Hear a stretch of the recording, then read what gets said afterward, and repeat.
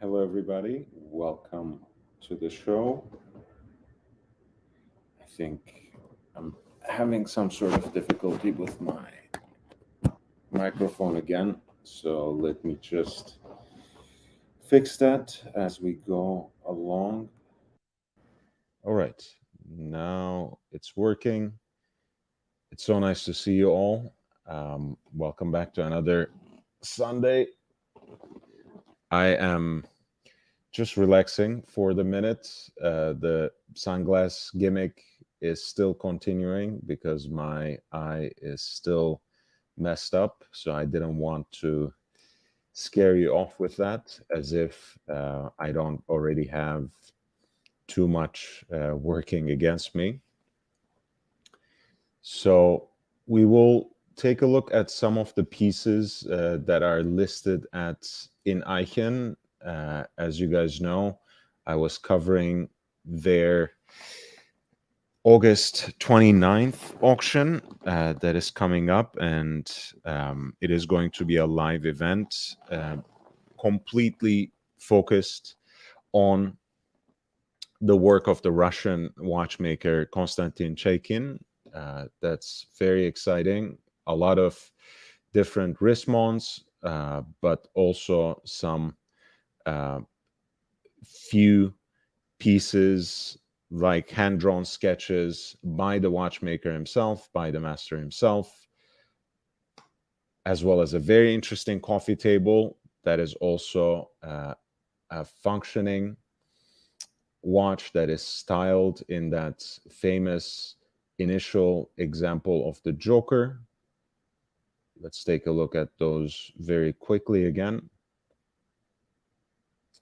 This is what I covered in the last episode, and I think it was a good solo performance. So feel free to check it out. But essentially, you have 15 very interesting lots, uh, basically half a dozen of watches from his Wrist Monsters series. You know, all those watches that are styled um, in following an inspiration from famous comic book villains, monsters, mythological creatures, and even some prehistoric animals. Uh, it all started with the Joker in 2017.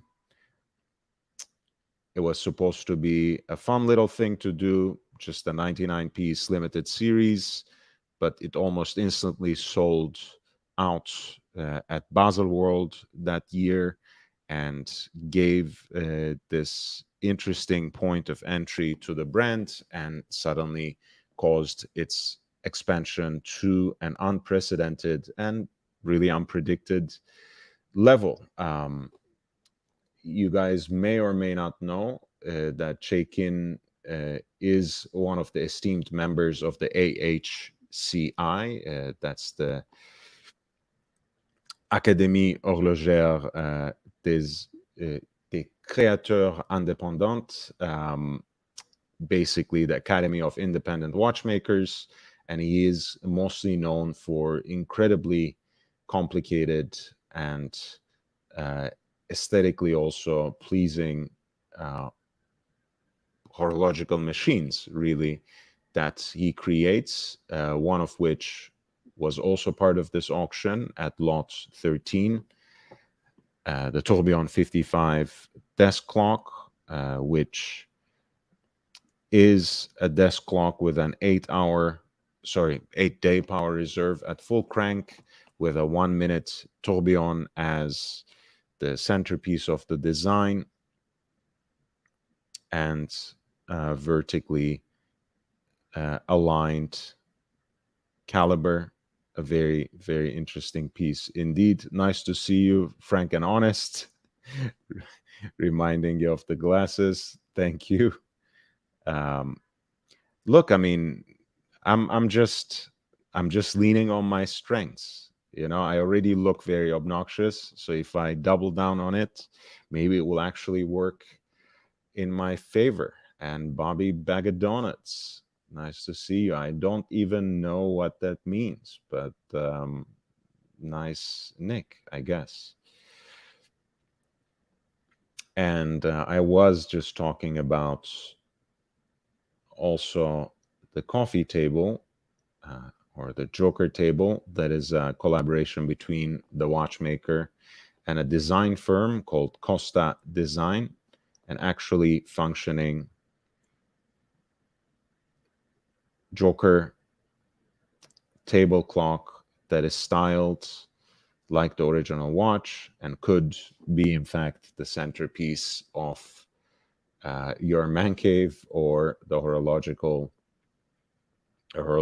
hideout, your horology dungeon, as it were, if you can stomach paying about, hey, perhaps $90,000 for it. That's really the ceiling. I don't think really the bidding will quite reach that level, that kind of fever pitch.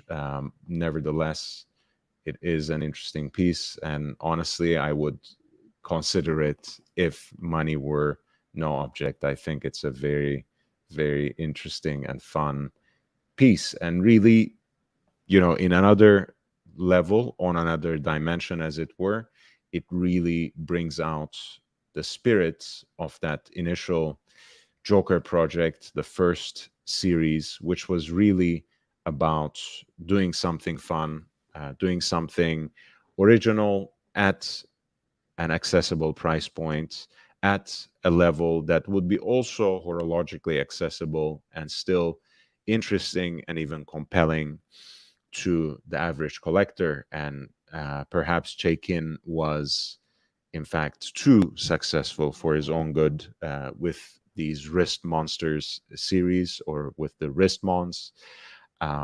That Frank and Honest was telling me yesterday that he had stopped considering Chaikin in any way, and thinking of him as a gimmick, as a gimmicky watchmaker, which would be a shame. And I'm glad I was able to give him another way in, give him another reason to consider Konstantin Chaikin. And I'm really happy that his work is being recognized in Geneva by an auction curated, with an auction curated by In Eichen Zurich. And it's really a great time too, especially with everything that is going on in Ukraine and in Russia. I think it's a very nice move to recognize Konstantin Chaikin for his work. I'm sure it hasn't been great for him either. So I'm very happy that they decided to honor him in this way.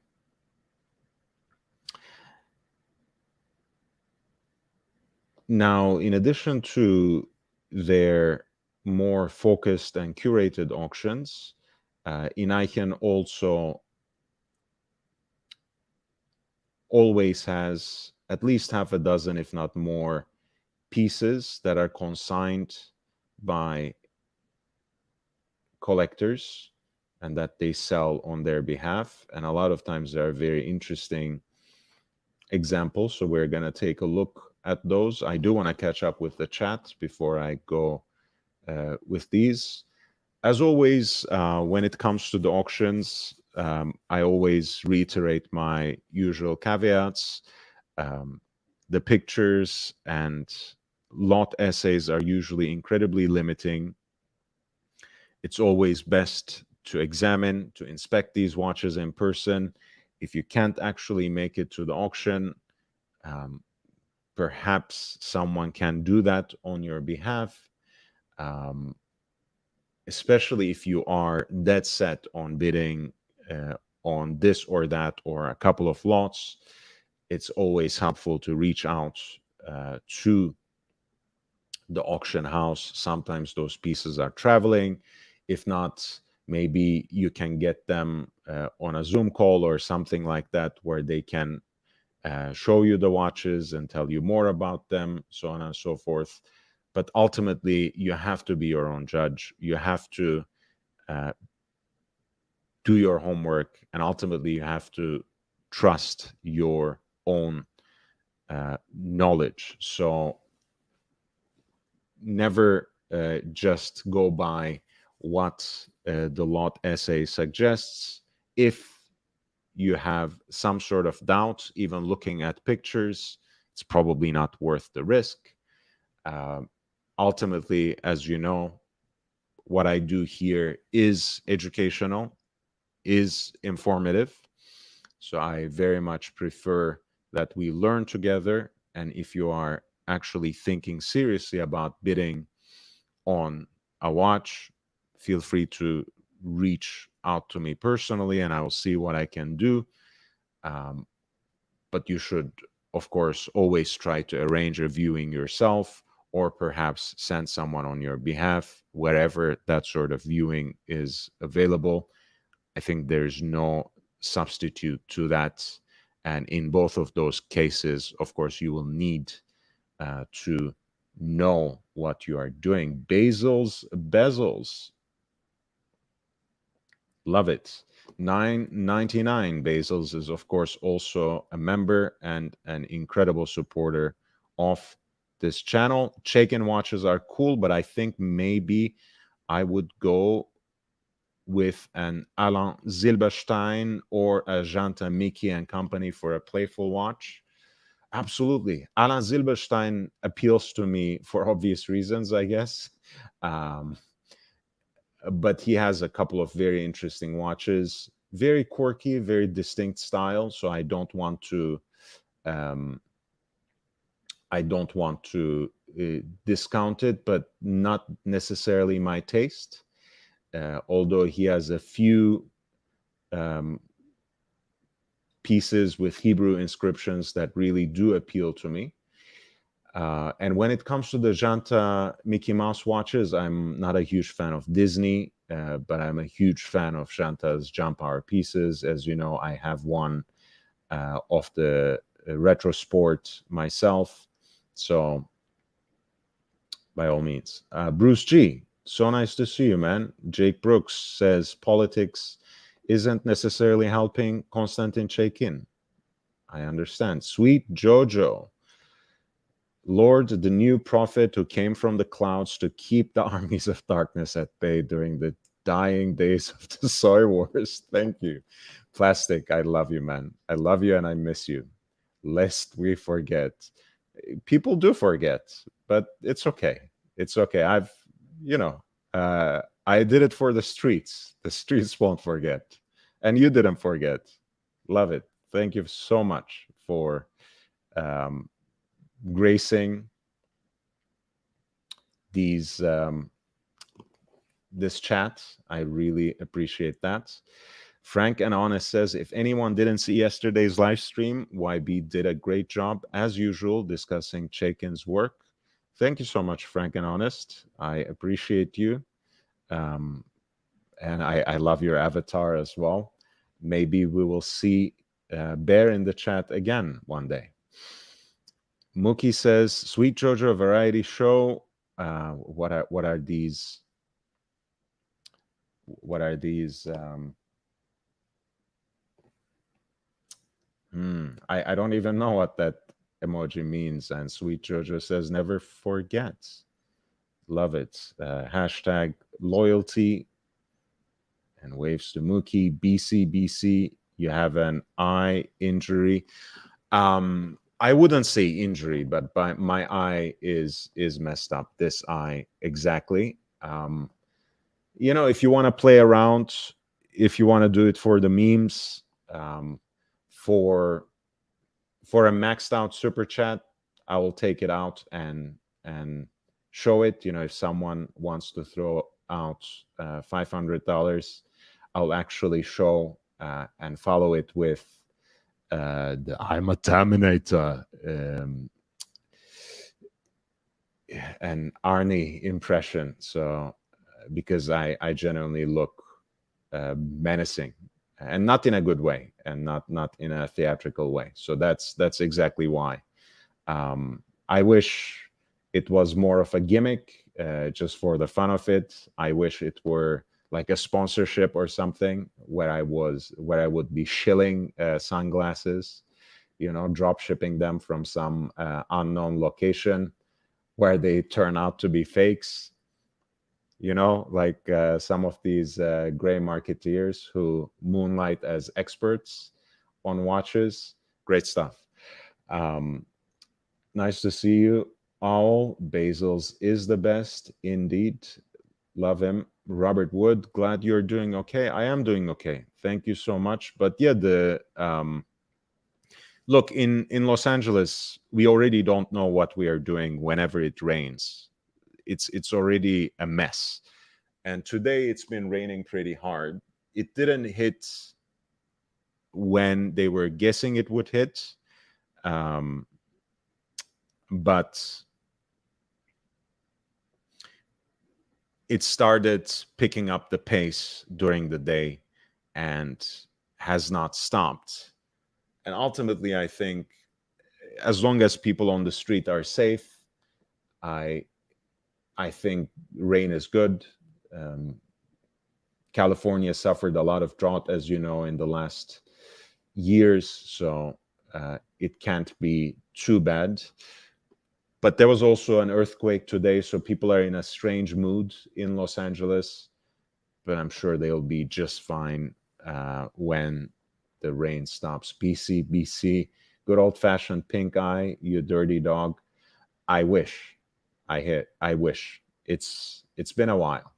I'm going through a dry spell, so nothing like that is happening either. It's just a bloodshot eye, looks positively insane. I'm kind of scared of myself when I look in the mirror. So GB Vol says, how's the hurricane? It's not a hurricane, really. I don't know why they hyped it up so much. Everything was closed today earlier, and it's really starting to pick up now. So sweet Jojo. Yeah, thumbs up. Love you, man. Plastic, I miss you. G Gadwa says, Ali, come back. Yes, Ali, come back. If he has time, if he has the urge, if he feels like it, he will come back. Maybe today, maybe someday. At any rate, he doesn't have to announce himself. He's always welcome. That never changed. Z-Man says, young Brando has a fake eye. That good stuff. I might. I don't know. I might get one if this doesn't get better. I'm gonna go to a doctor next week, but yeah, this caught me off guard. And Basil says, "Hey, sweet Jojo." Well, thank you for your viewership. Thank you for all these beautiful messages, your banter, your nice words, your memories. It's all very precious to me. I really do appreciate it. But let's talk about watches as we do. Of course, you should always feel free to jump on the panel. I have pinned the link. If you just want to talk and not necessarily about watches, that's always welcome as well. But this is my forte, as someone said in a recent comment, and I agree. So we're looking at one of these timed auctions again, with about 6 days left. This is basically a modified version, a slightly different iteration of one of the last pieces that Daniel Roth designed under his own name. Right on the 10th anniversary of the brand, there was this idea to celebrate it with a jump hour piece, which became the papillon because of that distinct butterfly-like shape of the minutes scale, which is kind of accentuated here with this helmet-like design that extends the case into the dial and basically highlights the different indications through cutouts. But I will show you the classic design of the 10th anniversary too, just so you know how the piece was initially conceived and how it's evolved over the years. Here's an example that I found. Hey, plastic. Hey, Lord. How are you, buddy? How are you doing, man? I missed you. I'm How good. you been? Yeah, you too, mate. Yeah, good, mate. I'm just off to run a couple of errands. I got a day off today, so I thought I'd chat to you in the car and see how you're hanging in there, mate. Your show's going well. It's always good to listen in, you know, a bit of watch talk. Often it goes right above my head, mate, you know, but I still enjoy the show sometimes, you know. Well, sometimes it goes over my head as well, and that's how we learn. You know, it's all good. I enjoyed the ride. I hope there are a few people here and there who get the similar kind of pleasure. I hope so.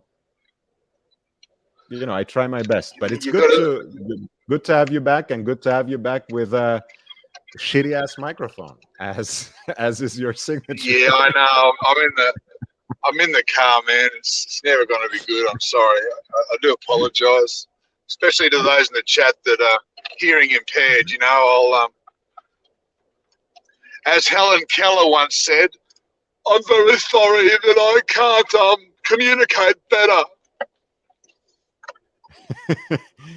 No, it's kind of fitting, plastic. I mean, it's I don't know. It kind of, you know, fits with the persona, the mask. It kind of I hear it like a modulated voice, you know, as if it's like a menacing serial killer or some sort of terrorist sending a message to us. Nothing wrong with those vibes, mate. If we both give them off, well, fucking bully for us. There's nothing wrong with those vibes. Yeah, of course. I mean, Nothing. you were the first one who pegged me as a serial killer, so I will have to give you credit for that. It's okay, man, and proud to be known for that as well. Very proud. That's great. So, what's happening with your collection lately? What's going on with you? I don't know where we left the conversation, but I got, like, you know, the more you went into hype pieces, the more I went into crazier stuff that's not even Rolex. So that's been my trajectory for the most part. So Excellent. Well, that's good. That's good for the community, you know.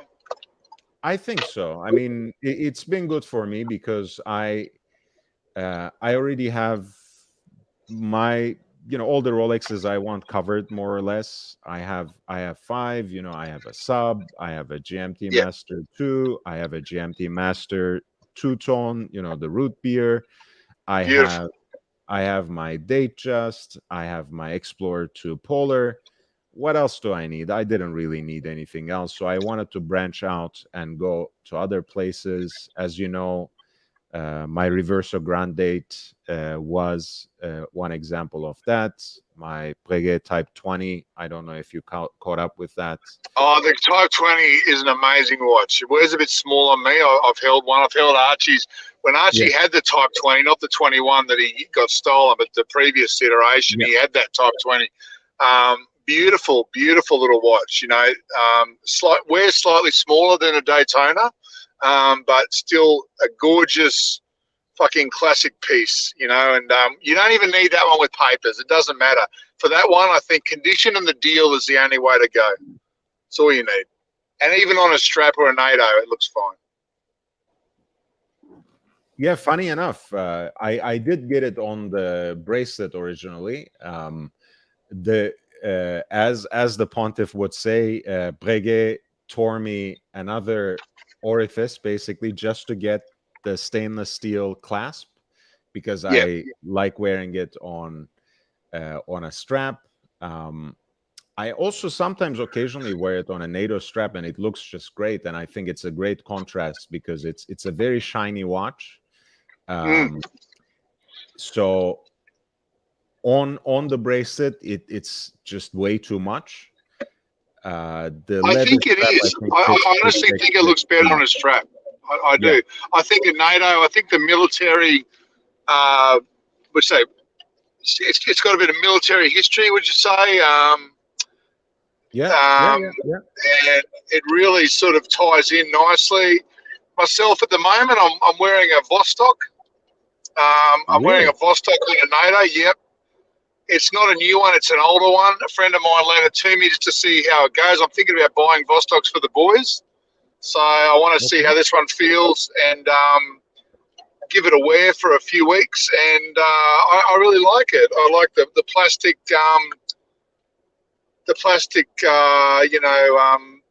what do you call it? The crystal plastic. Yes, plastic.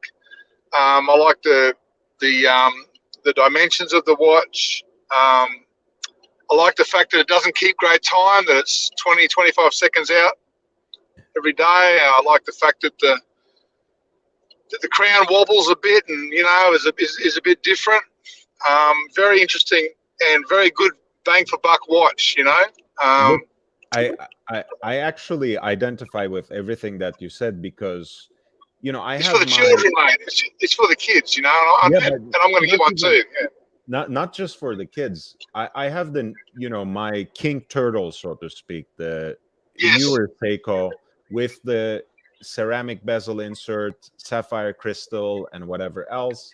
And it's a great watch. I love it. But what I really adored about my SKXs is just that feeling of a beater watch that it gives you.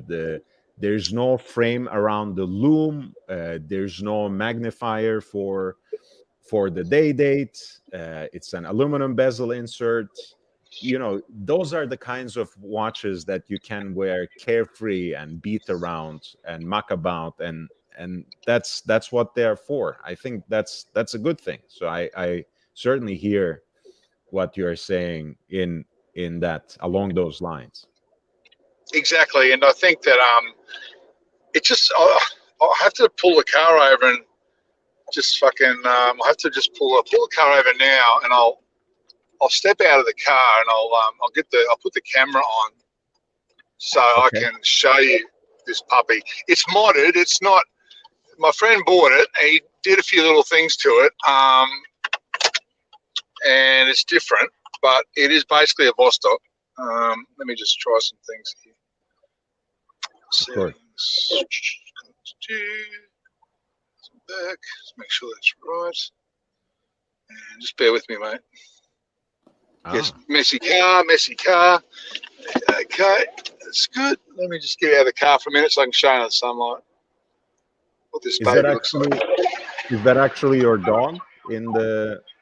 No, that's just a random dog. That's just a random dog. Hang on, I'm just going to take off Bluetooth for a minute. There we go. Can you hear me? Yeah. Excellent. Okay, won't be long. It's so strange. You changed the microphone basically. It's just a different kind of band now. It's amazing. Wow. Nice looking piece. It's very cool. What year is this? I'll hop back in the car now. What year is it from, roughly? Do you know? Plastic?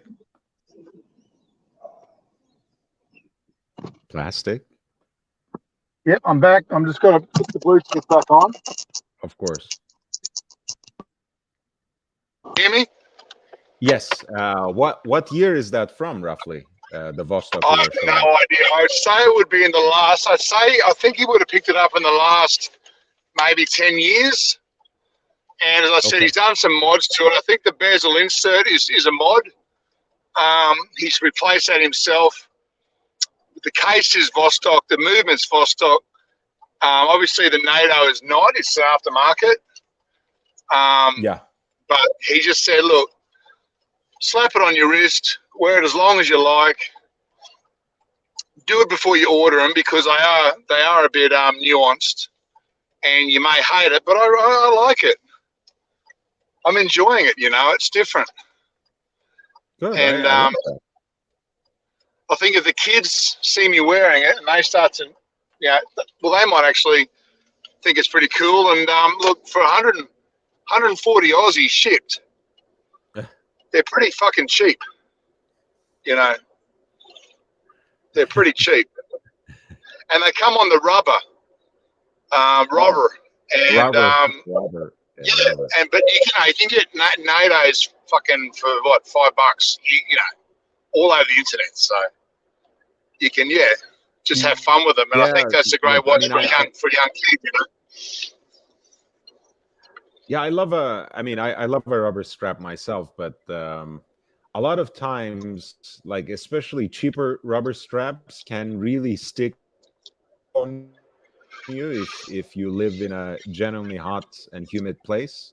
I don't necessarily know your climate, plastic, but I prefer Southeast Queensland in Australia, so it gets pretty hot in summer. Yeah, it gets pretty hot. And your summer is coming, right? Your summer is coming soon. Yeah, right now it's a beautiful 25 degrees Celsius, sunny day. We're well into summer. We're well into spring, and we're coming into we're at the end of our winter, coming into spring, and about to head into our summer. Which our summer is generally November, December, and January.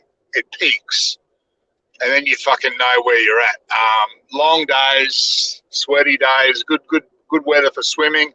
These things are 200 meters water resistant. They have a feature where the glass or the plastic crystal, it sort of it moves a little bit, so as the pressure increases, it becomes tighter, I think. Yeah. So that very interesting little design. And I'll be getting the non-date version. Yeah, I fucked a date for these, And I love that it's going to be plastic crystal, so it fits. Plastic, plastic. Yeah, fuck yeah. Just like the car. That's it, mate. Just like a fucking Camry, exactly. 100%. Yeah. That's the. How did the name come about again? What was the conversation between us? Okay, we bought a BMW M5 in 2020, and we got a demo. We got a sharp deal, and we enjoyed that car. It had the plastic water pump. We had a lot of fun with that on the Archie show. Then we got offered what we paid for it during the pandemic, so we sold it. And we bought a Mitsubishi. My wife hated that, so we got rid of that. And this year in January, we got an Audi. We got an Audi Q5, which is a great little car. So we've got a little bit of luxury, not over the top. Yeah, good price. We've got the Japanese car for myself, run around. So good balance. At the moment, the watch collection's had a few changes since I last spoke to you, but it's all in the safe and nice and put away at the moment. And it's just life's good, mate. Kids are healthy and sun's shining, mate. And I heard people a little bit, saying that you've had a couple of dramas on your show, and I thought that's not fair to you, mate. It's not fair that people are saying you've had the dramas. And no. I mean, I don't even look. If someone else, a third party, or anyone who was involved in it wants to make drama out of it, they can. Yes. I won't begrudge them that. For me, it was not drama. It was a minor disagreement. I think I said And everything. they're not I in your knew. relationship. And they're not in your relationship, so they can't really talk for you, you know, or talk for the other person. That's the thing. It's, you know, Yeah. So what I it's mean not to like, say is, yeah, they're always welcome on this channel. If they want to talk about the same thing and clarify certain points, they're also welcome to do that. But it's not. yeah. I don't pursue that kind of thing, as you know, Plastic. It's not. No, of course not. It's not in my wheelhouse. I'm not interested. I don't have time for it. No, you Um, certainly don't. You've always been a purist, a man who is sticks rock solid and walks the line on his craft and his art. You don't fuck around or deviate or change course. You've always held that straight line, and you've never bullshitted, mate. You've never fucking pretended to be anything that you're not. You know, you've held yourself to account, and I think you should be very proud of that fact. Thank you, Plastic. But again, yeah, I actually love Ali, and I have nothing against JJ whatsoever. I don't know why, why they got so offended to begin with, because I was actually being very careful in how I phrased everything as well. But it is what it is. I just I don't have relationships with the industry or the gray market dealers, and it's not because I lack the ability to do so. It's because I prefer not to get involved, because I feel it's by definition messy, and if that stance rubs people off the wrong way, I understand.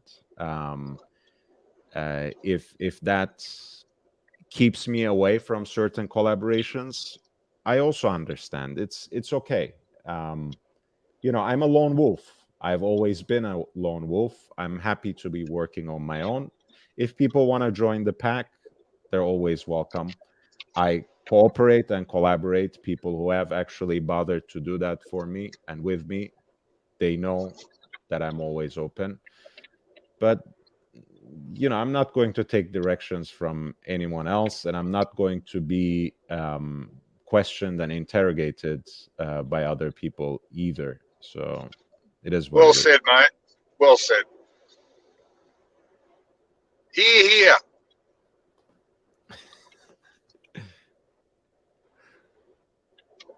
So Plastic, what did you get? Like, where did that collection go? I know you got a Daytona that was subject of much controversy at some point. Well, what happened?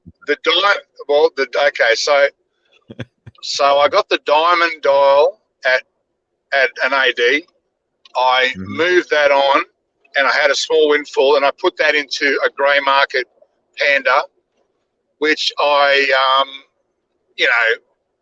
successfully trolled Archie with, and pretended for a while that I got it from an AD, and he saw through that. But I only fessed up to him about the truth that I got it on the grey. I confessed that around the time he got robbed, because I couldn't keep it from him, and I thought, what, he's been through so much, I'll come clean. And he knows the dealer I got it from, and he's a good friend of both of us. So we all kept our mouths shut there. Sirocco was good on that one. He knew the story from the start. He kept his mouth shut. It was a good troll.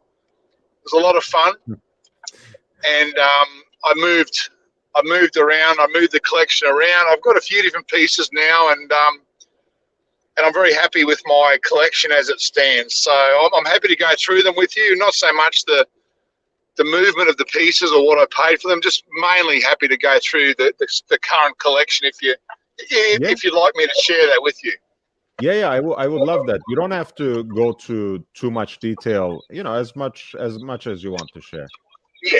So I'll pop up. Easiest if I just pop up a picture. Hang on. I just pop up a picture. I think this is this. I haven't got my glasses on, but I think this is the current collection. Yeah, I think like a state of the as long as it's got the left-hand drive, as long as the left-hand drive's in that photo, then that's my collection.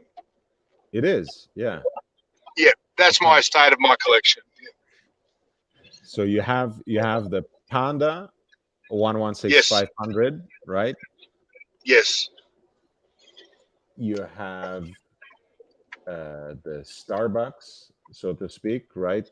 Yes. Yes, sir. You have the Hulk right next to Yes, that. sir. So you have both of those beautiful green beasts. You Yes, have sir. Bluesy, which I believe is Solid the most gold. recent. Yeah, and it's solid gold, right? Yes, sir. That's the crowning glory. And My and my my, my zenith. that's a 41, right? Yes, Also, sir. Yes, sir. great. And then you have basically all the GMT masters that people are dying to get. The I think I should be called Mr. GMT. What do you think? Oh, sorry, that's already taken. Hey boys. Stay sexy, please. And so you have basically the black and blue on the Jubilee. You have the Yes, Pepsi I on love the the Jubilee. Jubilee for the GMT. It's perfect. It's They, the best they iteration. the Sprite, the lefty is also Jubilee. Yes, sir. Yes, sir. All right. Did you ever think that maybe I should have gotten one of them on Oyster at all? No, I had the black on Oyster, and I've also got I've got the pandas on Oyster, plus obviously the other all the other subs are on Oyster. You know what? So much Oyster. Let's throw a little bit of bling in there, and I think the Jubilees really go well with the GMTs. Just the look, the classic lines, the bit of pop. I think they're fucking great, and I love the new GMT two-tone and the new GMT solid gold with the Jubilee. I think they're fucking amazing looking watches. Absolutely amazing. I think I actually agree with you, and I'm gonna put it this way. Even though Oyster bracelet is canonical, so to speak, for the Rolex sports watch, right? For the professional Yes. series. That was the original Yes, bracelet for the 6542 when the GMT Master first came out. But I think the more contemporary GMT Masters are very colorful watches. They already have that propensity to be blingy. So I think the Jubilee really brings out the best, the best out of the new GMTs.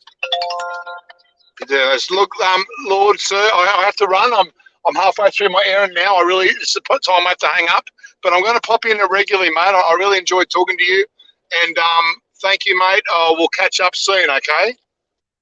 Thank you, Plastic, for jumping in. I really do appreciate you, and thank you for catching me up with your collection and with everything that's going on. My pleasure. Talk to you soon. Thank you, Lord. Thank you, my friend. Bye. Wow, a blast from the past. One of the OGs of the space.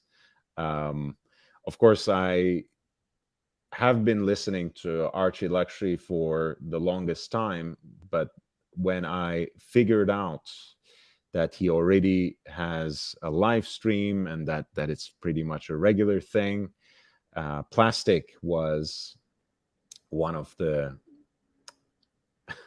characters that I first discovered within that cast of live stream. So this is very, very beautiful indeed. And I think it may have been him who,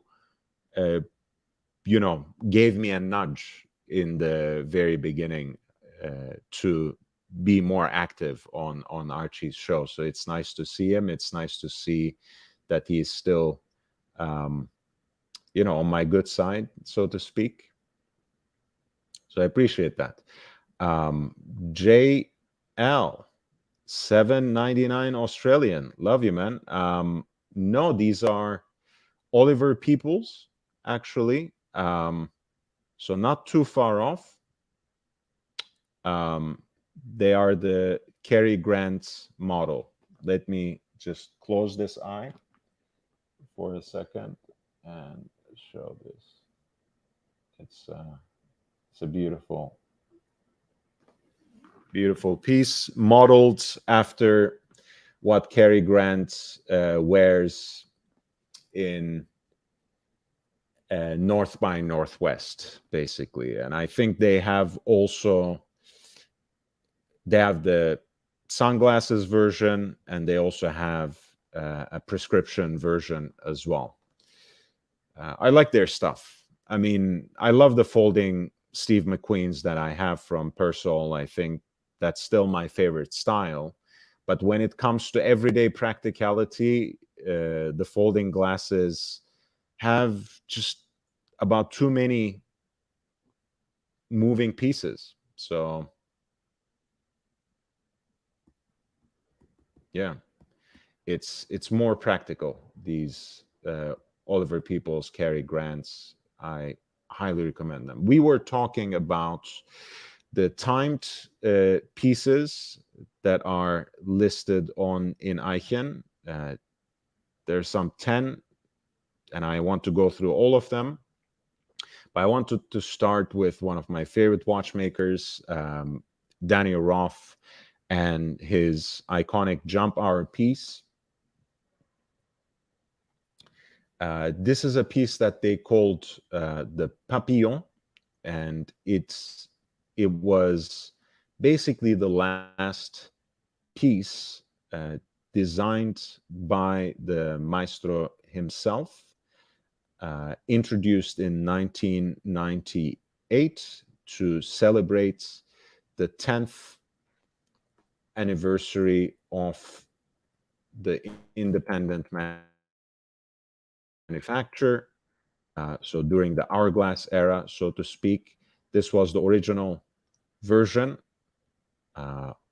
one of the 110 pieces made in pink gold, apparently. I think there was also 110 in white gold. Let me see if there were any other metals. I can't remember off the top of my mind, but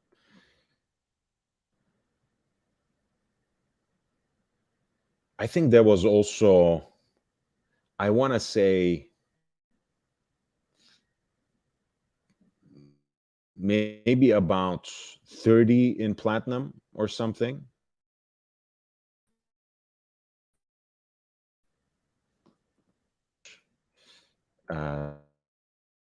The series 110 in white gold, 110 in pink gold, and 30 in platinum.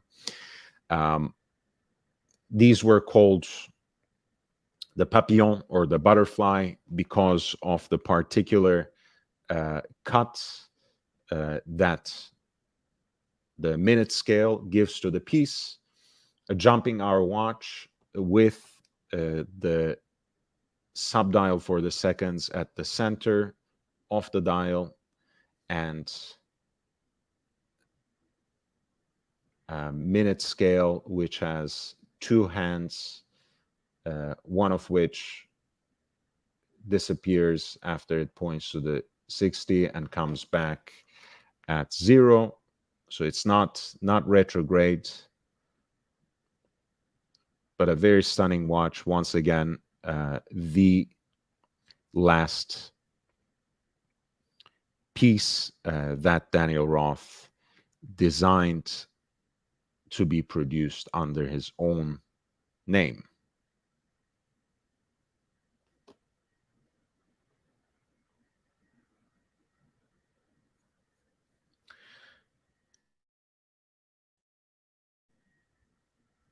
After the fact, however, these pieces were also produced in this particular look, again in the classic double ellipse or ellipsocurvex case, but with the cutouts that both privilege or foreground the butterfly shape of the minute scale, and also focus on the indications that are displayed on the dial of the watch, namely hours, minutes on that butterfly scale. That here takes also the form of an upward facing crescent, and also the seconds at the center of the face. I also love this particular design, even though it's a later example, perhaps less from the more romantic and quote unquote independent era of Daniel Roth, but because it has that helmet like shape, kind of what we sometimes perhaps associate with some of Uhrwerk's creations. I really do like that, and in pink gold, it somehow has an even more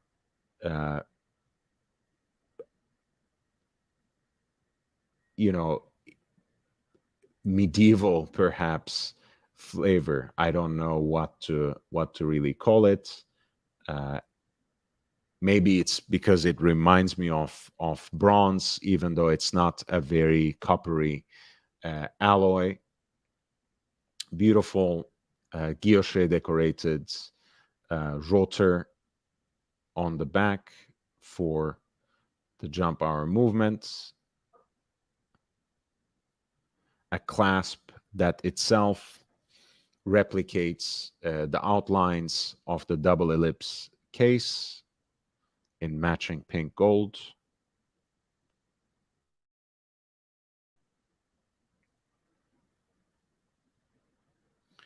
And really a lovely example of Daniel Roth's Ellipsocurvex Papillon, not from the limited series, a later production, but with a very distinctive helmet-like case.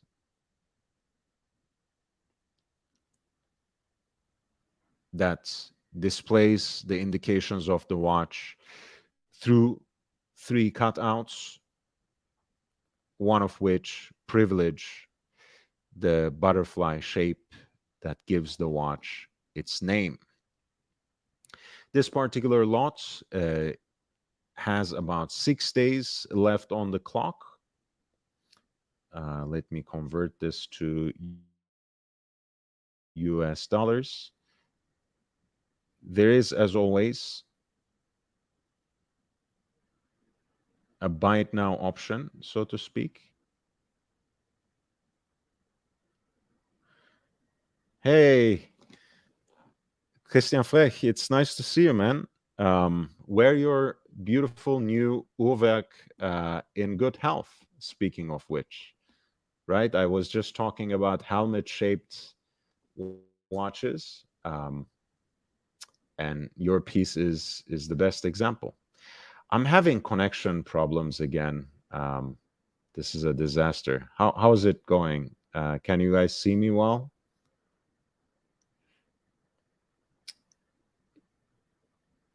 Yes. Truth over facts. You're absolutely right. I just have an irrational attachment to 714.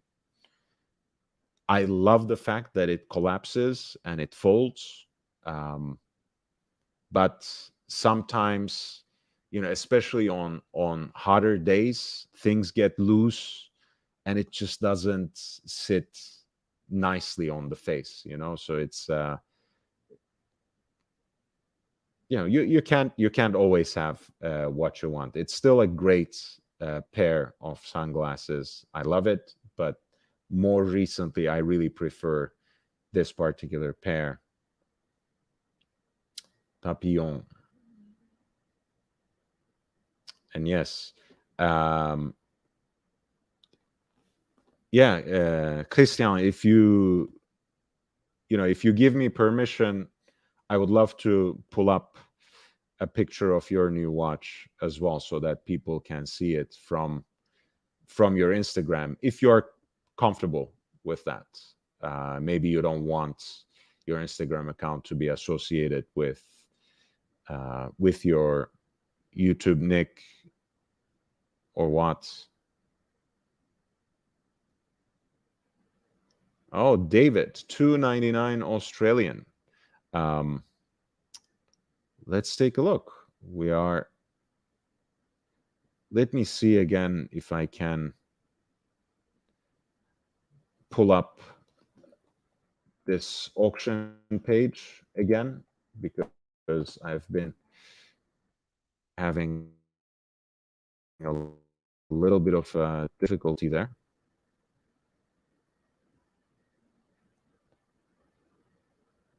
Okay. Let's go. Okay, let me just finish this, and then we will talk about the IWC Mark 20. We were looking at the Daniel Roth, Ellipsa Curvex, Papillon, Jump Hour watch. It's being currently bid at 15,350 with about 6 days left on the clock. I think it's just naked, so to speak, just a watch from about year 2009, so well into the period of Bulgari ownership.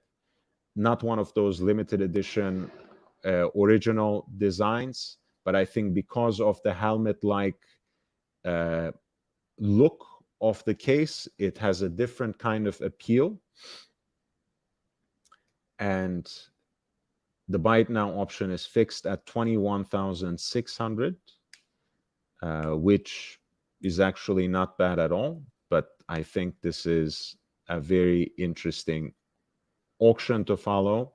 With 6 days left on the clock, or with about 6 days left on the clock, the piece is currently being bid at 15,350 in US dollars.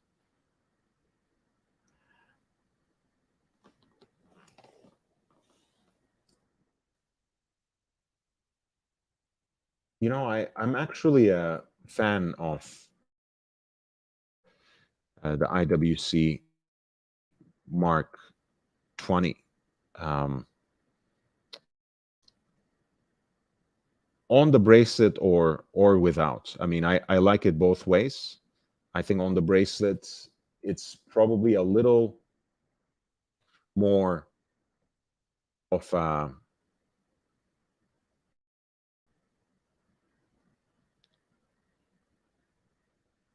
a sporty flavor.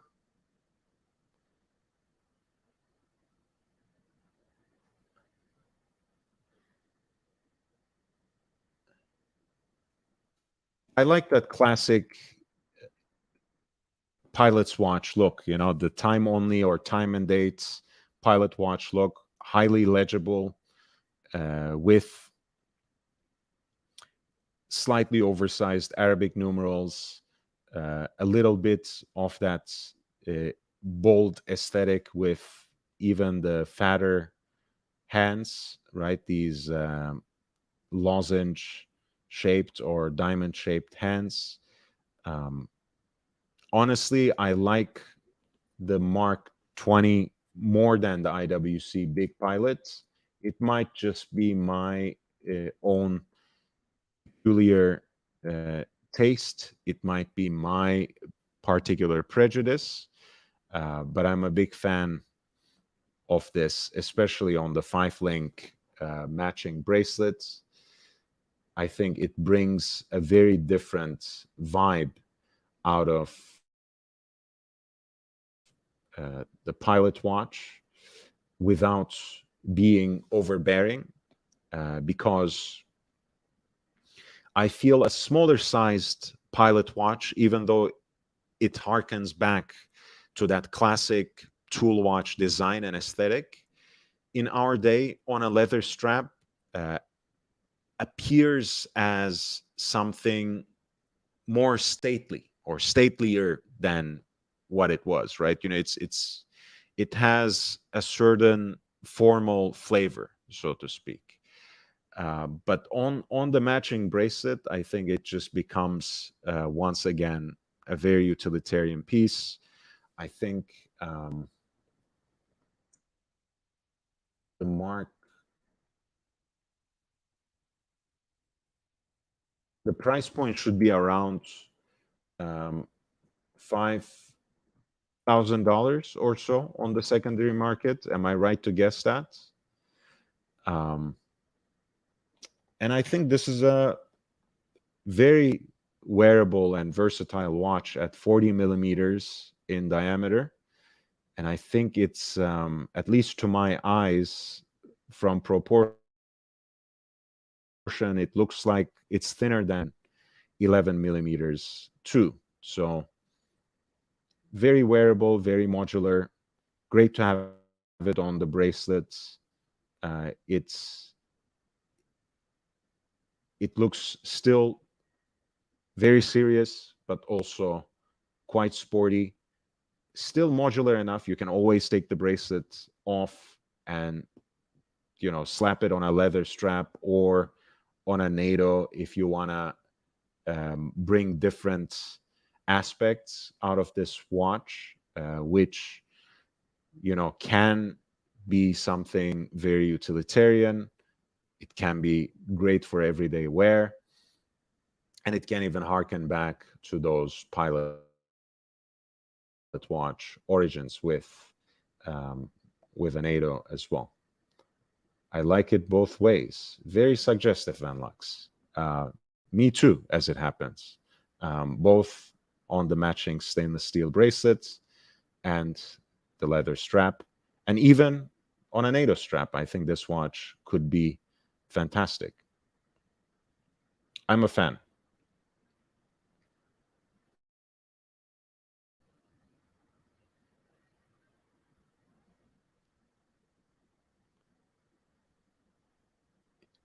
In the meantime, I'm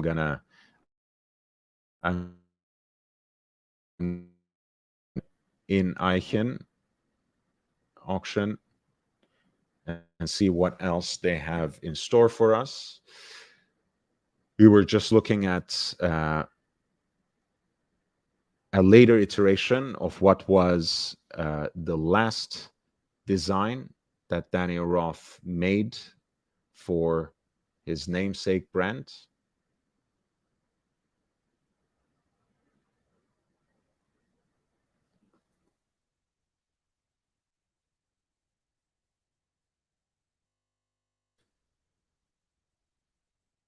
Yeah, I'm really having problems with the internet again. And no surprise there, of course, because of the weather. It already craps out all the time, so it's hard not to expect anything better. It's hard to expect anything better in inclement weather conditions. So let me see if. Yeah, I don't quite have a solution for it. Yeah, since no one is on here, I'll have to see whether I can pull it up or not, because God knows if I just log off, most of you will be gone by the time I come back. So I feel obliged to entertain.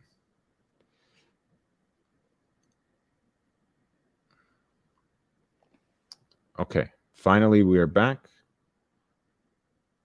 I think.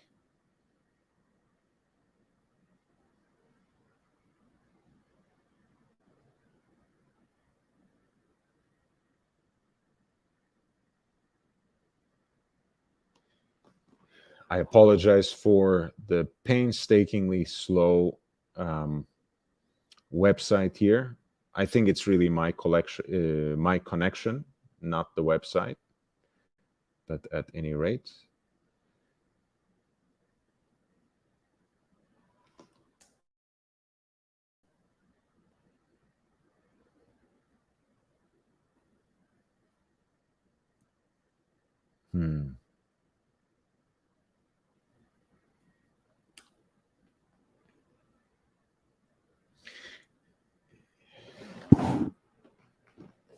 Yeah, I think I will have to restart and come back. I mean, this is not going anywhere. So, all right.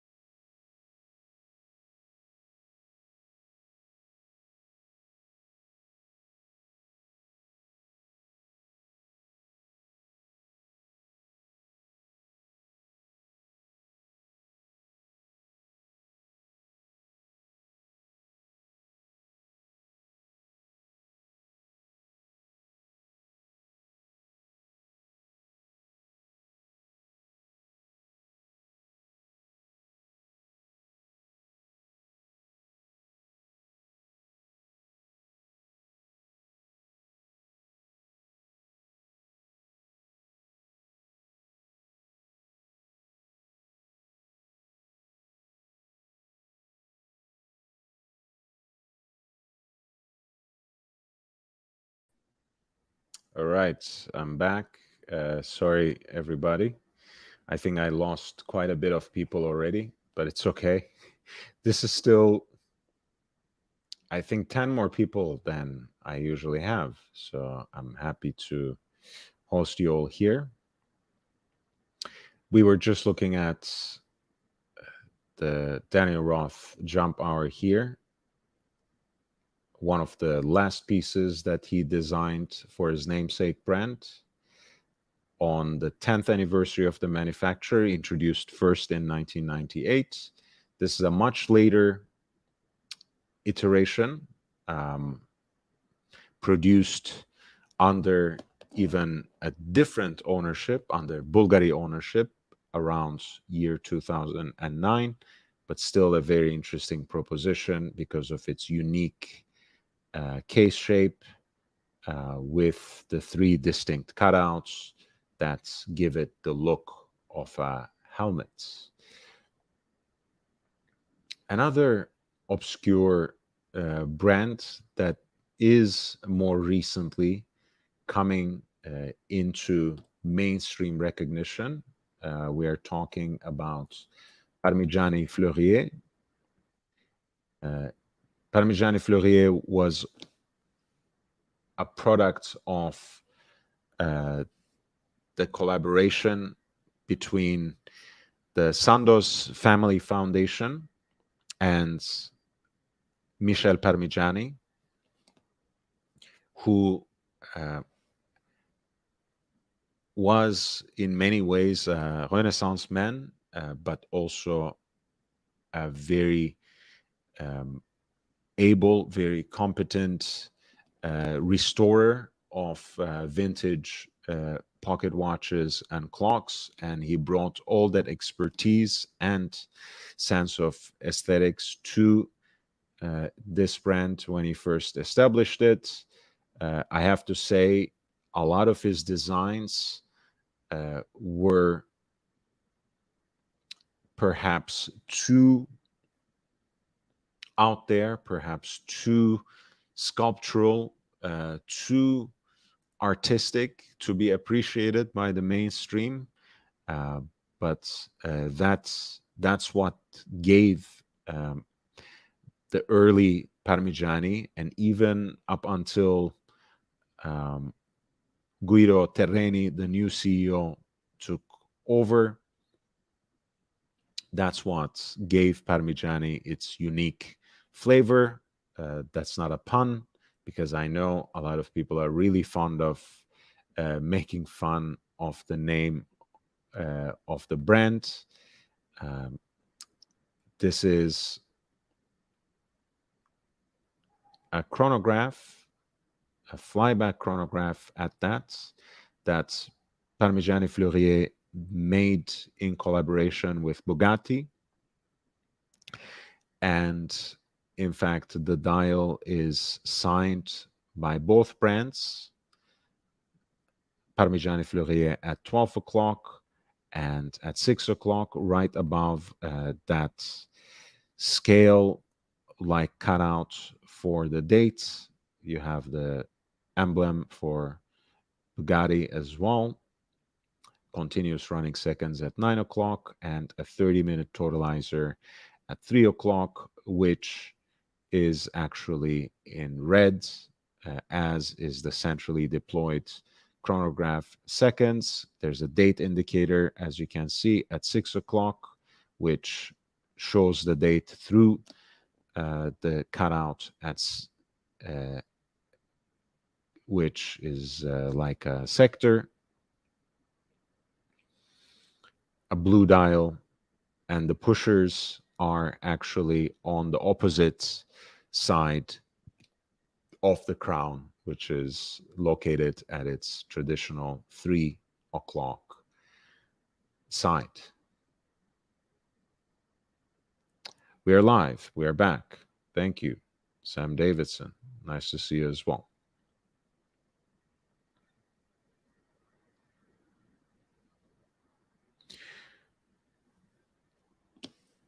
The straps of Parmigiani watches, the leather straps of Parmigiani watches, I think until this day, even though they are focusing more and more on the Tonda PF and integrated bracelet creations, whenever their watches have a leather strap, it is made by Hermes, and in this case, it is a beautiful matching blue calfskin grains leather strap, what Hermes calls Epsom in Maltese blue.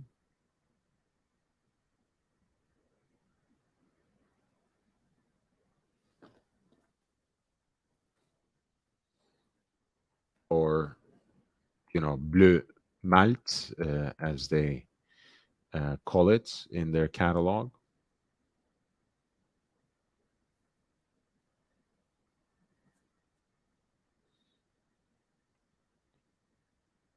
As you can see, the buckle has also a Bugatti detail, a déployant buckle.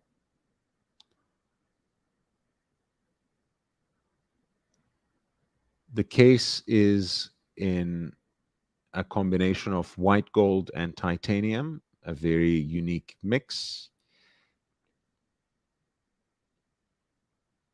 And the déployant clasp, the folding clasp, is actually from titanium.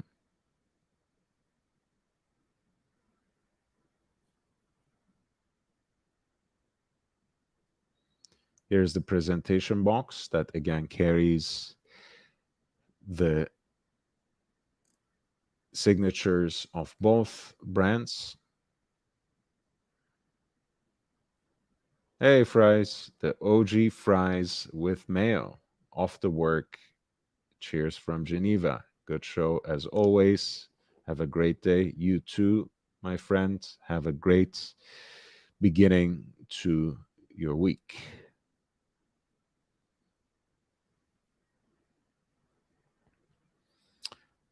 As you can see, the case shape is very sculptural, with the lugs that have these broad shoulders, so to speak.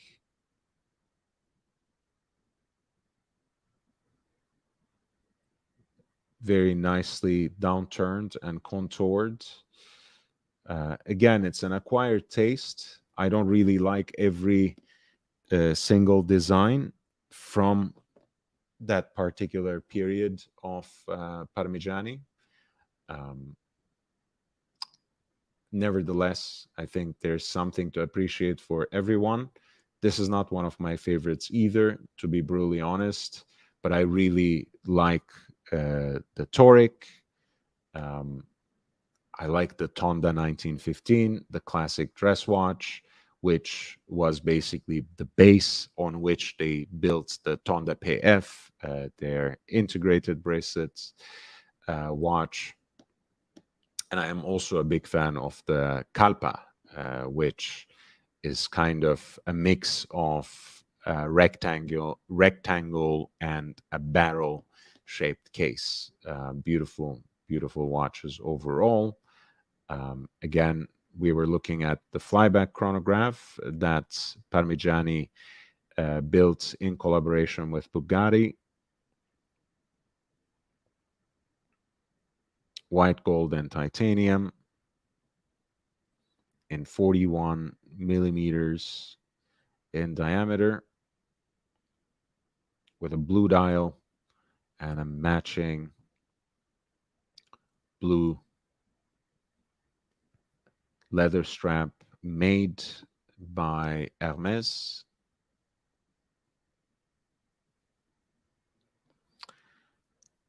The piece has a fixed price, which is a buy it now option set at 13,650, and it is currently being bid at 5,700 with about 6 days to go.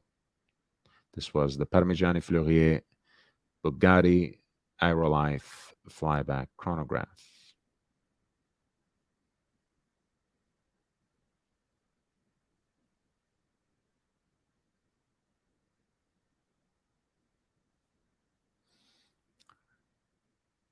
Next up, we are looking at a 15300. This is the kind of Royal Oak that Audemars Piguet doesn't really have in the catalog anymore.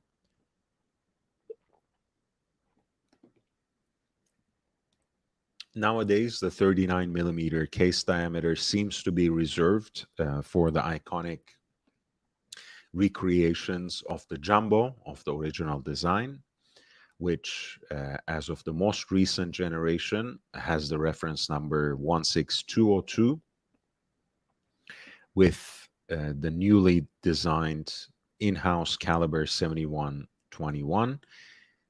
This is a model that was known by the reference number 15300. In this case, it does come on a bracelet, but this is basically a Royal Oak, time and dates, 39 millimeters in diameter, but with a self-winding movement and sweep center seconds that is a little more rugged, so to speak, a little more blunt, a little thicker than the classic design, which in so many ways doesn't really compromise on the elegance and the sleekness of the ultra thin dress watches that were AP's bread and butter before the advent of Gérald Janta's design in 1972. This particular piece is fashioned in pink gold. It has the classic tonneau case with the octagonal bezel, 8 functional bolts, which actually have the shape of the hexagon and are made out of white gold. When the original stainless steel model was being prototyped, it didn't take them a long time to figure out that the stainless steel bolts were actually not so stainless after all, because they started corroding in the saltwater mix in which they were being held in Le Brassus. So that's when they decided to replace them with white gold. Still to this day, that's one of the nicest signs, nicest variations of patina you see on a stainless steel Royal Oak that has aged well, because you'll see that the 8 bolts on the bezel would have taken on a slightly yellowish hue because they're white gold as opposed to the stainless steel material of the bezel, but of course also the case and the bracelets. And Sam Davidson, $5. Sorry, £5 sterling, which is even more. I appreciate you. The older I get, the more I gravitate towards a leather strap. Yes, I was born old, Sam, and I'm not getting any younger. I love wearing even my Rolex watches with a leather strap. But then again, my youngest Rolex is the Polar Explorer 2, which is from right around year 2000. And I think up to 5 digits, even Rolex professional watches, even the sports watches, my Rolex, are still delicate enough, are still slender enough, are still sleek enough that they can be easily paired with leather strap, of course, NATO straps as well. And they are very modular, as you know. One of the things that I love about pre-2000 Rolex watches is the Hulse case, where you can just use a toothpick to pop out the bracelet and change it out to something else. I love that. I'm not sure if I have the same vision or same outlook on the Royal Oak. I like seeing Royal Oaks, especially when they're in stainless steel, on the full bracelets, because again, it's an integral design. It was conceived as a bracelet watch, so it feels like there's something lacking in that case. When it's in precious metal, I think some accommodations can be made. This one doesn't look bad at all. Again, this is a 15300, a 39 millimeter pink gold case with the silvered white dial, time and dates. A very cool watch with the original warranty certificates.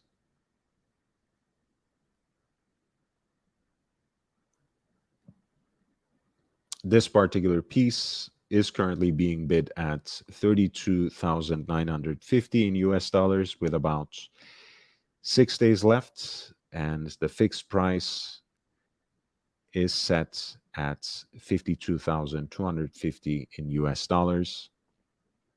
That is a buy it now option. Again, in Eichen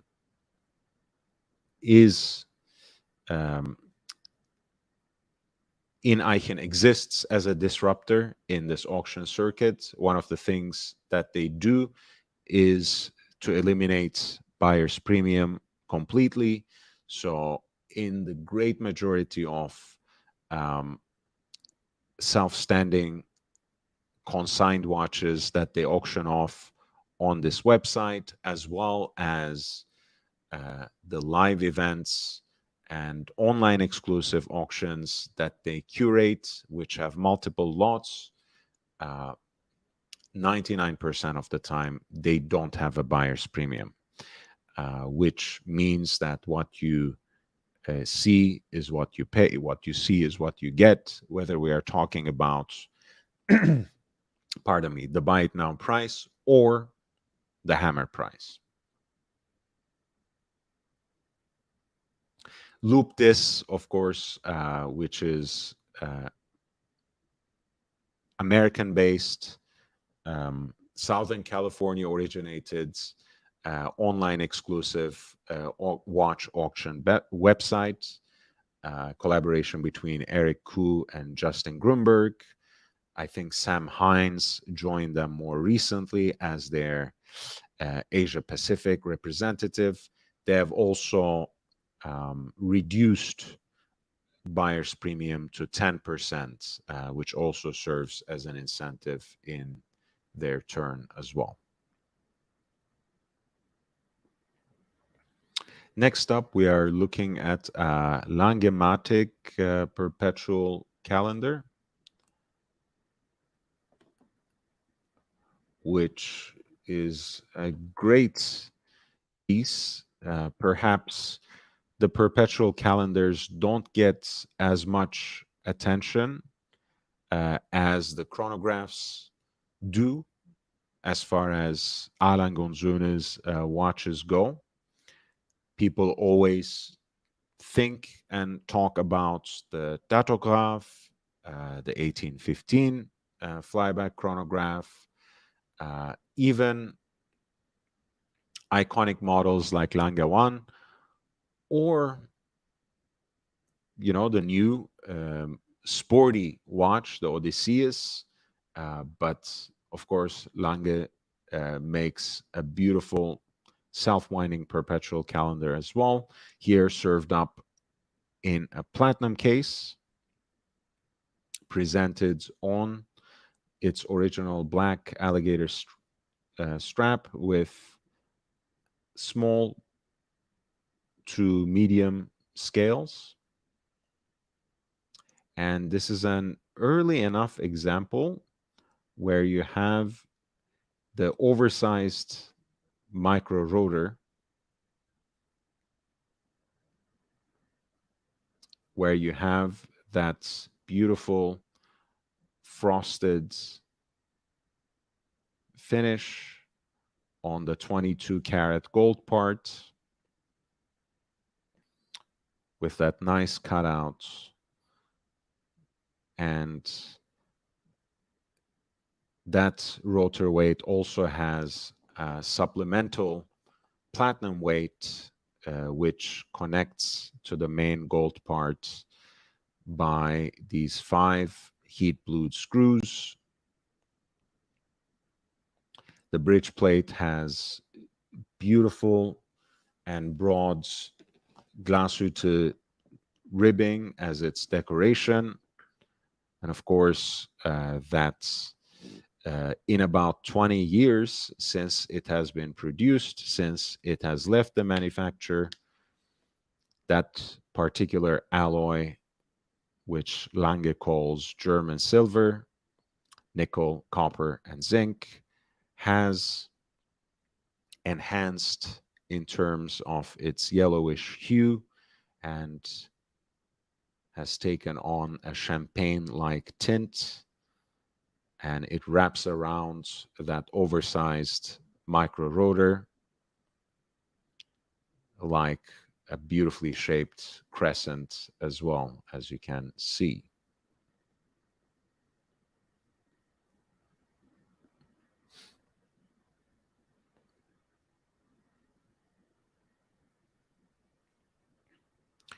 The case size is just like the traditional Lange 1.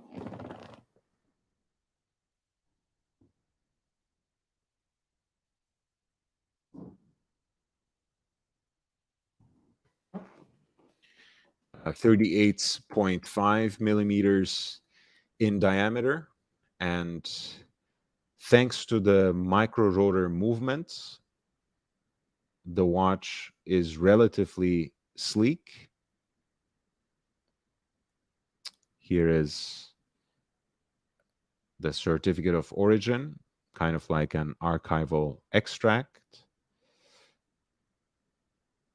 for the watch.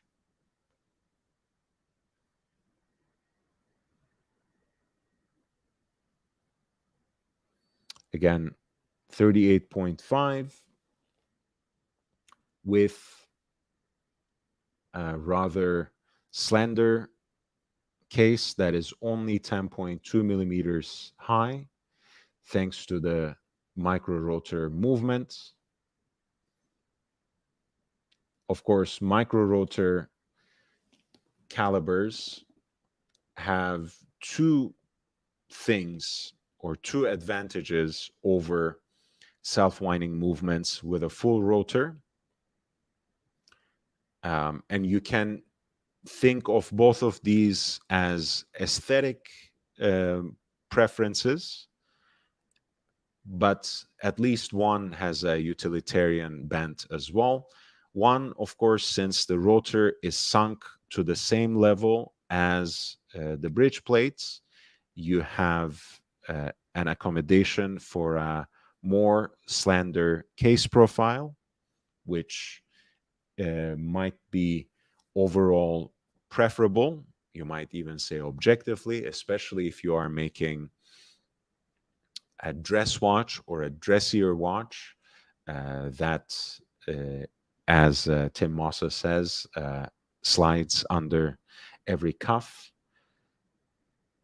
It also, of course, from another, and this time perhaps purely aesthetic perspective, allows through an exhibition case back for you to perhaps enjoy and take in a greater area, much more of the hand finishing techniques that are applied on the movements. Some micro rotor movements, I've never heard these sorts of concerns about the Langematic necessarily. But some micro rotor movements might be finicky. They might not be as efficient as automatic movements with a full rotor weight. So that can be a drawback for micro rotor movements. But for the most part, I think, especially if you're an aesthete, you might just prefer a micro rotor over an automatic movement with a full rotor, because you get basically all the functionality of an automatic movement, but a better appreciation of how the movement is finished, which is, of course, point of preference for a high horology watch. And you also get a more slender case profile, which again would be a strong argument for a dress watch as well. This piece has raised Roman numerals for the hours and a railroad track for the minutes.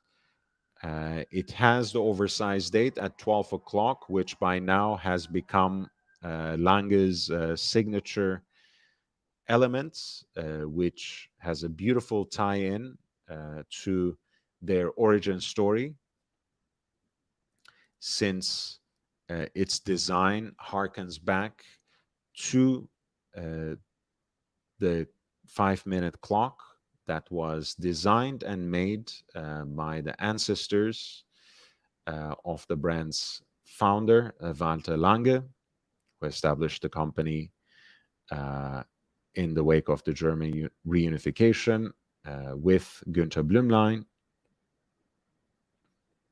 The 5-minute clock, I meant to say, that adorns the stage of the Dresden Opera House, even though the initial complication, the Grand Date display, was borrowed from Jaeger-LeCoultre, as were the initial gear trains of the movements that powered 3 of the 4 models that were introduced in 1994. Another tie-in to that story and about Günther Blümlein's leadership is, of course, how the initial cadre of watchmakers for A. Lange & Söhne completed their training at IWC's facilities in Schaffhausen. Günther Blümlein at the time was leading for Mannesmann their watch division, which was called Les Manufactures Horlogères, and that held together IWC, JLC, and of course A. Lange & Söhne as well, before they were eventually all sold off to Richemont.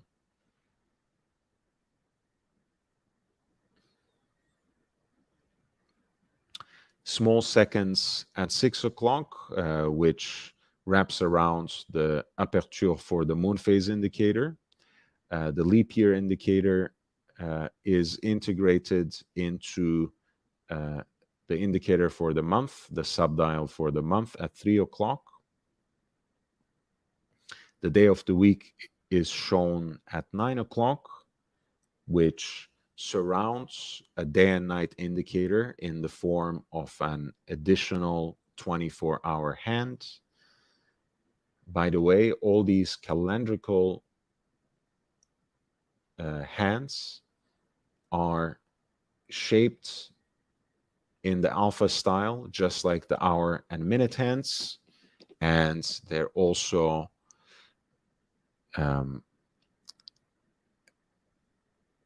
reinforced with luminous material to be minimally legible in dark as well. This A. Lange & Söhne Langematik perpetual calendar from early 2000s, 2002 specifically, has so far failed to attract any bids, but the starting bid is 45,450, and there is also a buy it now price, which is fixed at 87,500 in US dollars.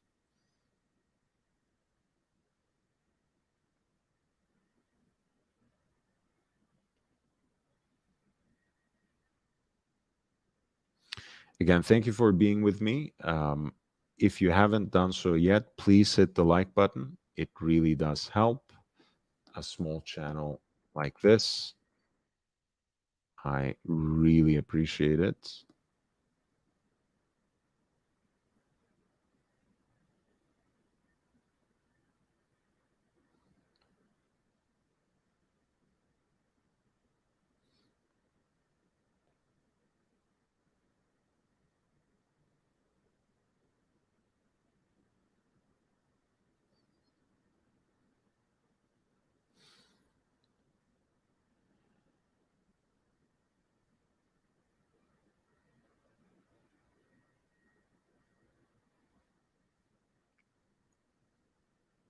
Just give me 1 second, guys.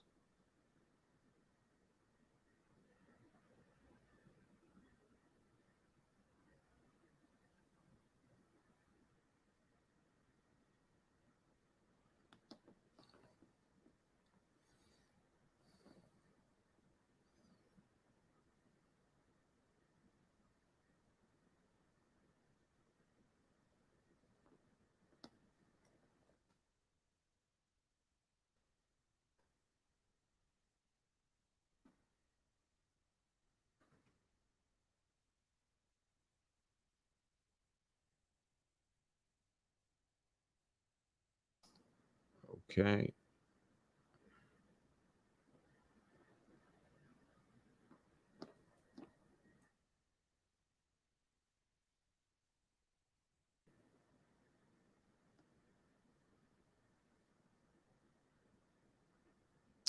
All right. Sorry about that. I do appreciate your patience. We're looking at some of the timed auction, some of the consigned pieces in Eichen Zürich. Let's continue the theme with some Glashütte watches. There's an 1815 chronograph. As you know, the original datograph, which was introduced in 1999, may have changed the direction, may have tempered with the trajectory of how high horology watches were presented, especially at the level of chronographs with in-house movements, um, of which the components are finished at a level of detail and attentiveness that were almost forgotten at the time by some of the household brands that everyone adores from Switzerland. In fact, you might say that the 5070 from Patek that was introduced just 1 year before the Datograph was basically buried for so many years before it was rediscovered again by collectors and started being appreciated in a new way. The Datograph, even at the time, was more of an acquired taste still. It's a little more muscular than what you expect from a high horology chronograph.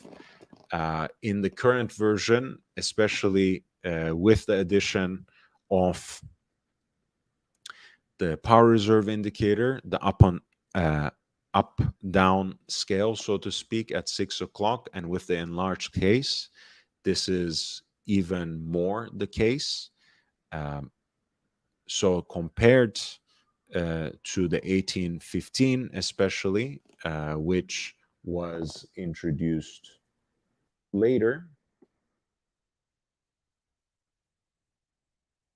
the Datograph looks almost like a sports watch or a more sporty watch, let's put it like that. The 1815 is Lange's series of watches, Lange's family of products that harken back to the aesthetics of pocket watches that were made by the Lange manufacturer in the 19th century, or by the Langes, let's put it like that. It has a pulsometer as a scale rather than the tachymeter of the Datograph. It dispenses with both the oversized date and the power reserve indicator, which allows them to fit the marvelous caliber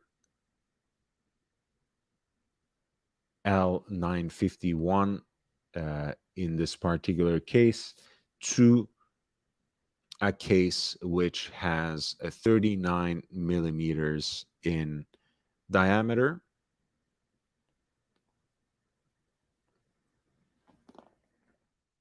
And it is actually 10.8 millimeters thick, which I believe is more than 2 millimeters thinner than the Datograph up and down. I think the Datograph up and down should be around 13 millimeters, maybe 13.1 or something like that.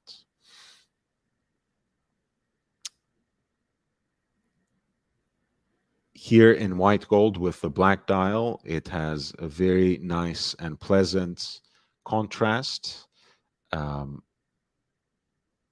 Two-register chronograph, bicompax, but not exactly a classic look.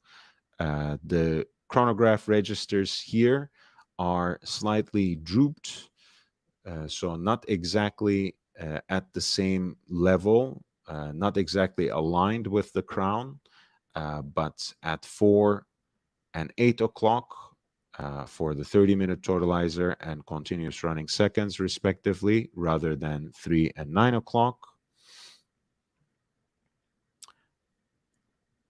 and the hands are multifaceted and nicely polished, styled in the alpha shape.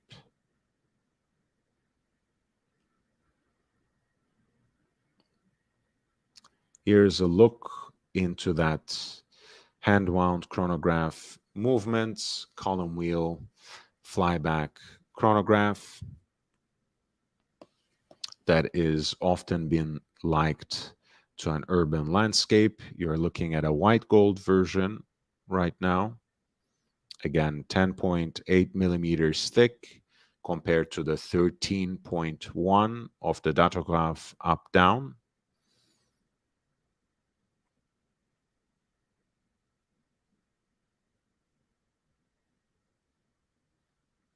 Again, 1815 is a much more streamlined, more restrained, more conservative piece compared to the Datograph, even the first generation of the Datograph. And perhaps that makes it more accessible to most, more interesting to the average collector who aspires to a high horology chronograph, either to add to a larger collection or perhaps someone who is looking for an alternative to Patek. I can understand that. To me, the Datograph is much more special, especially in its first generation. It's also not that thick or big either.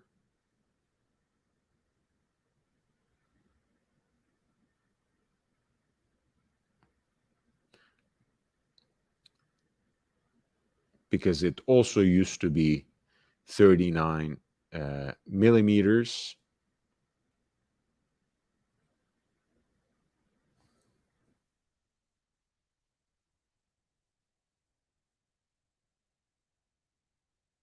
And I'm blanking out right now, but let me check the thickness. And it was 12.8 millimeters in thickness as well. So not at all that hefty, and certainly worth taking a look in either case to compare with a watch like this, because I think it has just a very distinct DNA of A. Lange & Söhne. I love how the Roman numerals are laid out in a triangle, basically between 2, 6, and 10 o'clock. I love how the dial has a reverse panda look with the silvered opaline white chronograph registers sitting against a black backdrop. I like the tachymeter scale as opposed to the pulsometer because it gives that watch a sportier ethos, at least by implication, if not necessarily by purpose.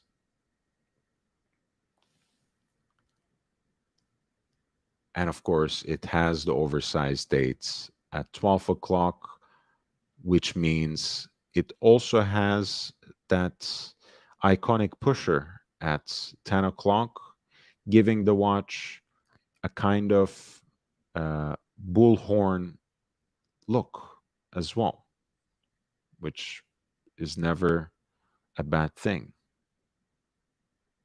And here's a peek into the L951.1.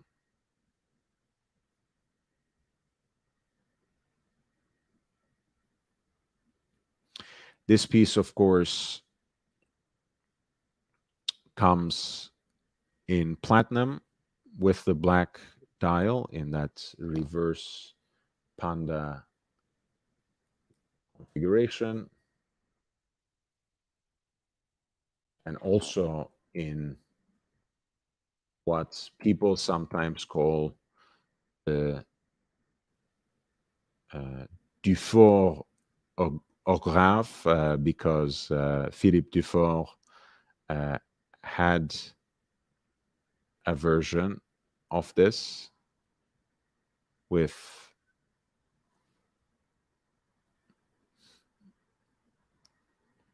the black dial, I believe, and the pink gold case. Let me see if I can find an example of that very quickly.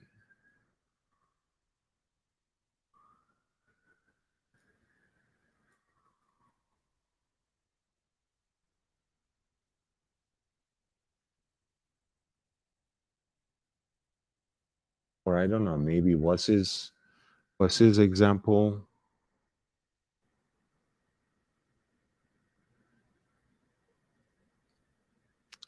a white dial one, perhaps? No, it was a black dial as well. All right, right here.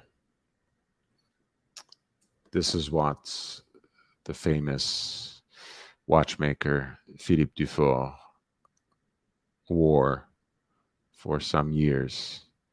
And his excuse was that he couldn't afford the platinum, so he got the pink gold version instead.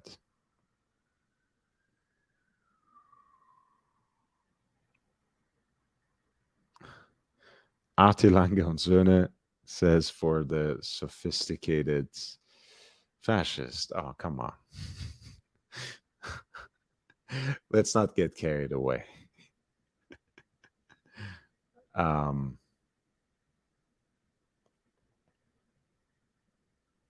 Yeah, I love Lange watches. I hold no prejudice against them because of their national origin whatsoever.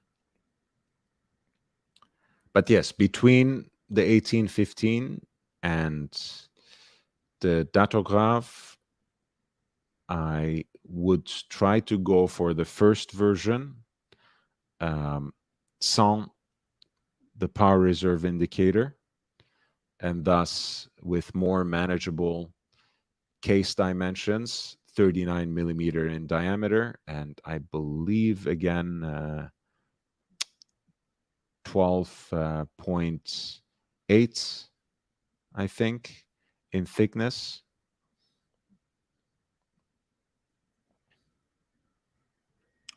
And this piece also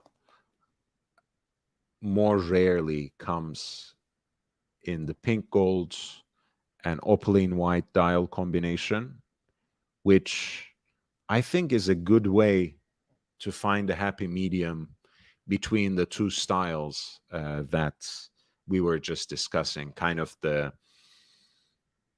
sportiness and brutalism of the Datograph and the more simple, restrained elegance of the 1815 chronograph. Both pieces, again, are built on the base of the same column wheel chronograph movements, fully conceived, devised, and built in-house with every single component hand-finished by Erlang und Söhne. It just happens that the Datograph has, in the first generation, the additional calendrical complication, the oversized date indicator, and more recently, also a power reserve indicator at 6 o'clock. And it also happens to have a bigger case now to distinguish it more readily from the 1815, which is a representative for classical elegance from Erlang und Söhne. This is the 1815 flyback chronograph. The piece with about 6 days to go is currently being bid at $61,350 in US dollars. There is a a fixed price, which might serve as a buy it now option at any point in time.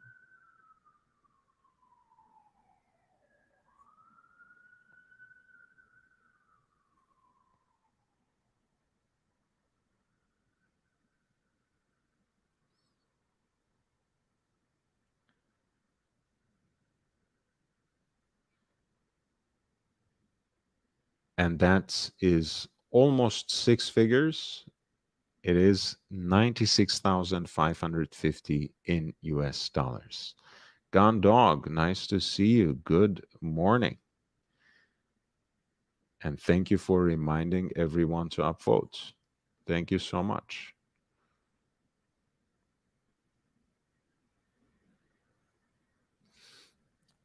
Again, I mean, I was just showing that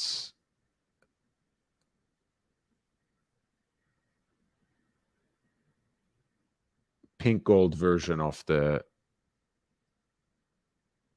earlier generation of Datograph.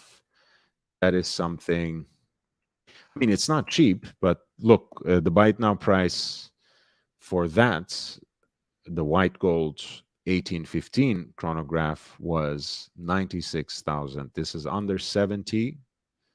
And at least in my opinion, you are getting much more of a watch.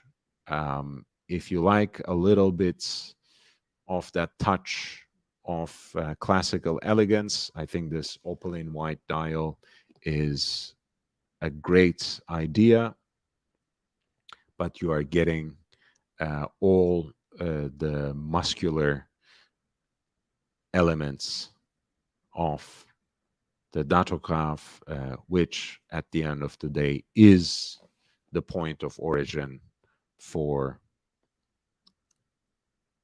Alan Gonzuna's adventure in high horology chronographs. And this is a full set as well.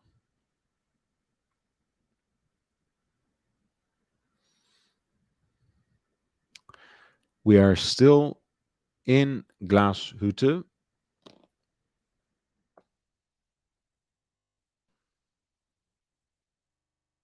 Glashütte is, of course, that traditional watchmaking town in Saxonia.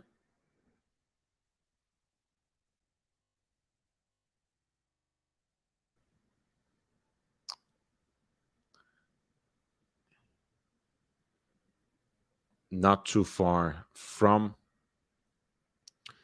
Dresden, just south of it, in fact.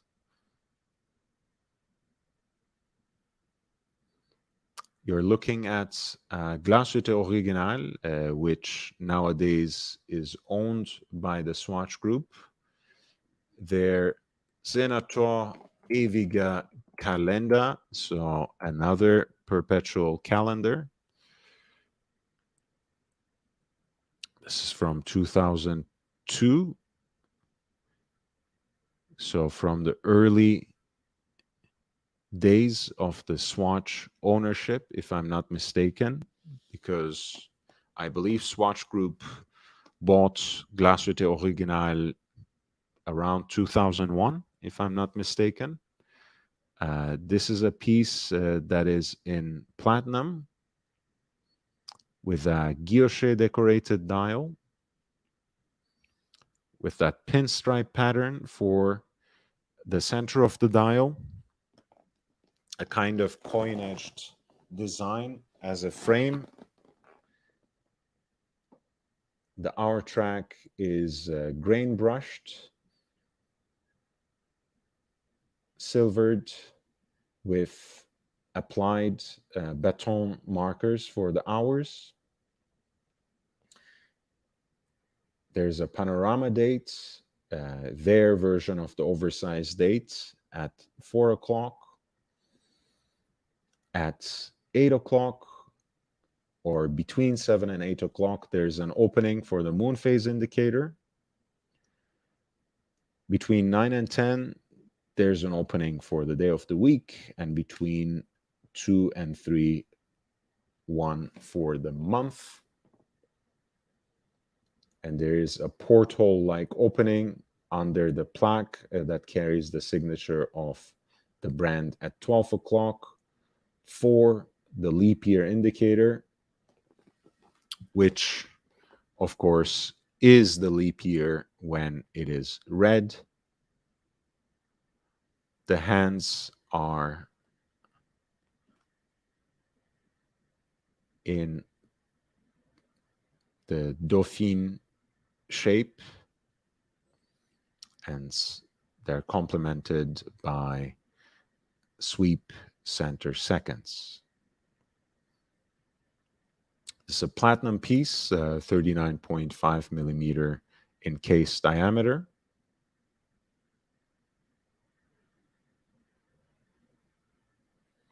Here's a look at the back of the watch. One of 50 pieces, number 28 specifically, from year 2002.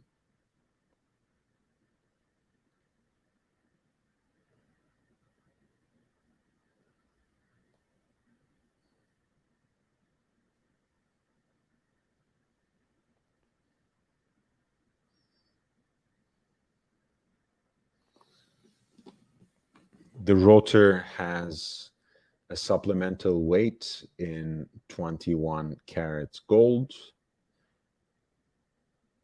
and it is partially open worked to put in sharp relief the double G logo of the brand.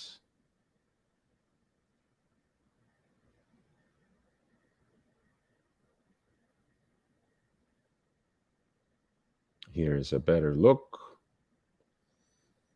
50 meters of water resistance, 5 atmos of a depth rating for this Glashütte Original perpetual calendar in platinum. I believe the crown has an onyx cabochon, which is a nice detail, beautiful for a dress watch. A matching déployant buckle as well.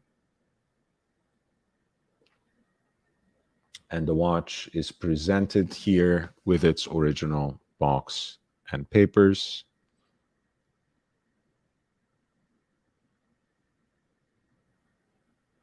This is the Glashütte Original Senator Ewiger Kalender, perpetual calendar in platinum from Glashütte Original. The piece has not yet attracted any bids, with about 6 days to go on the clock, but the starting bid is $6,850 with a buy now option fixed at $15,950 in US dollars.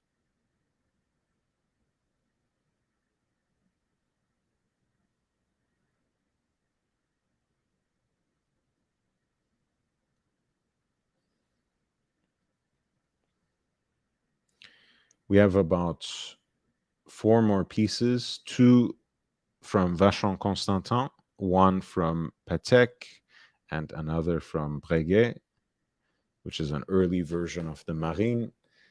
Let's start with that. I believe the Breguet Marine is actually designed by Jörg Haschek as well, the designer who gave us the Vacheron Constantin 222. I know the Vacheron Constantin 222 is all the rage now, but I completely disavow this craziness that I keep seeing online. I don't want to name and shame, but one of the popular watch outlets actually had this head-to-head comparison between Gerard Genta and Jörg Haschek. and it's absurd, of course. I mean, how does it even compare? The guy has a handful of designs, and most of them are, I'm not going to be harsh, but most of them cannot hold a candle to Gérard Janta's design. And I think this original conception of Breguet Marine lays it out pretty well. A picture tells 1,000 words, as they say. Whatever is already admirable about the watch is Breguet's house style, which, of course, has a lot to do with the dial that is produced out of a gold blank, silvered, and engine turned by hand, with Roman numerals laid out on a Breguet frosted hour track, a handset that is fashioned out of stainless steel and heat tempered to give it that cornflower blue look in all its complexity. And of course, the classic case shape with downturned teardrop shaped lugs, finely fluted case all along the band. In this case, it is given some protruding crown guards, which I think interrupt the flow of the case. And I have a hard time understanding what that crown is supposed to be and what it's supposed to look like.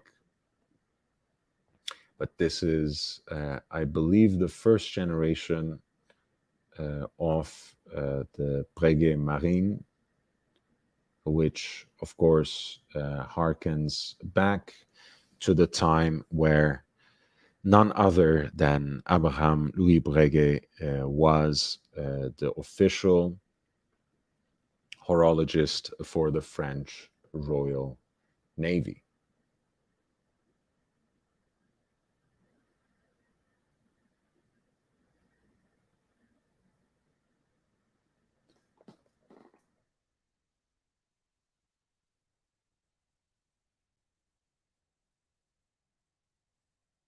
As you can see,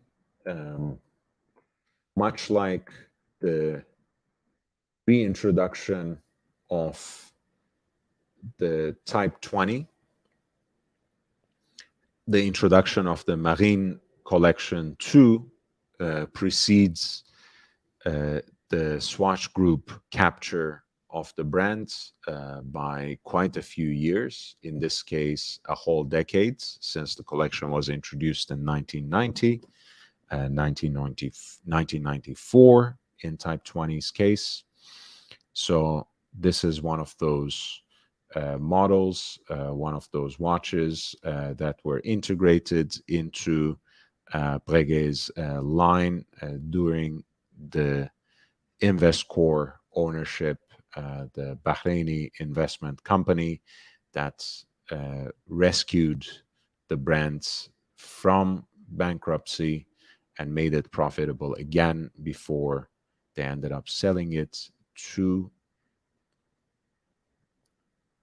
Swatch Group in year 2000.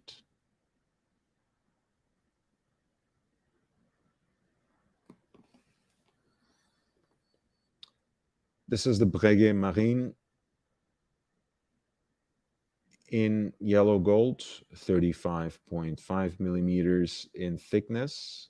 It comes with a matching déployant clasp.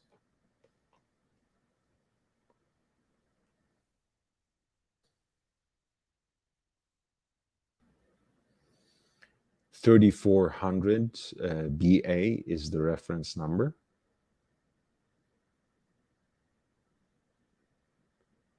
The piece has a very traditional look of a time and date dress watch, but I don't think it's as elegant as some of the other models of Breguet from this time period or slightly before. I think we have talked quite a bit about this on the channel, but I'm just going to show you one example of what I really like, and that's the 3130. This was basically Daniel Roth's adaptation of pocket watch number 5 to the style of a contemporary wristwatch. And I think when you have something like that in the collection already, there's no reason to play around with something like the Marine we were looking at. And these pieces in various quote unquote shades of gold, with solid case backs, with exhibition case backs, sometimes with even fully engraved movements that can be glimpsed upon through those exhibition case backs, can be found around or even under $15,000 on the secondary market, which I think for this caliber of a classic dress watch, if that's something that strikes your fancy, if that's something that fits your style, is an absurdly good deal. Again, understanding that it is a lot of money for a watch, of course. A lot of times, as it happens, that's what we talk about on this channel, which doesn't really matter. I'm wearing, for example, today my 2022 Seiko 5 Rowing Blazers watch with the blue dial that I put on that classic Rowing Blazers NATO strap that cribs the design from the regimental stripes of the Royal Artillery Division. But anyway, so you don't necessarily have to pay $15,000 for a watch to have a little bit of fun. But this Breguet Marine, speaking of which, has a buy it now option fixed at 14,800 in US dollars. And with about 6 days to go, it is currently being bid at 7,400 in US dollars.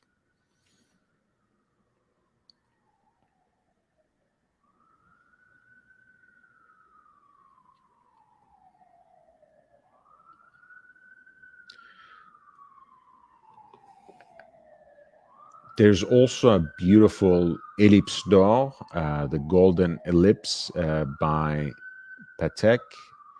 This is the reference 3748 in yellow gold on an integrated bracelet.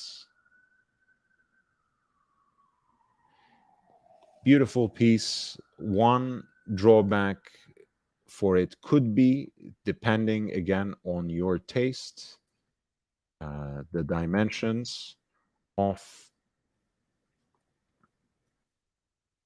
the watch.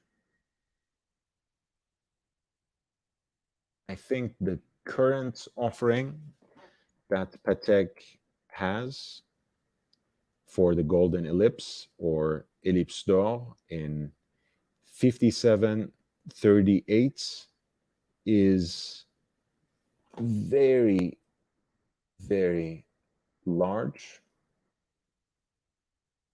somewhat unseemly for the particular design.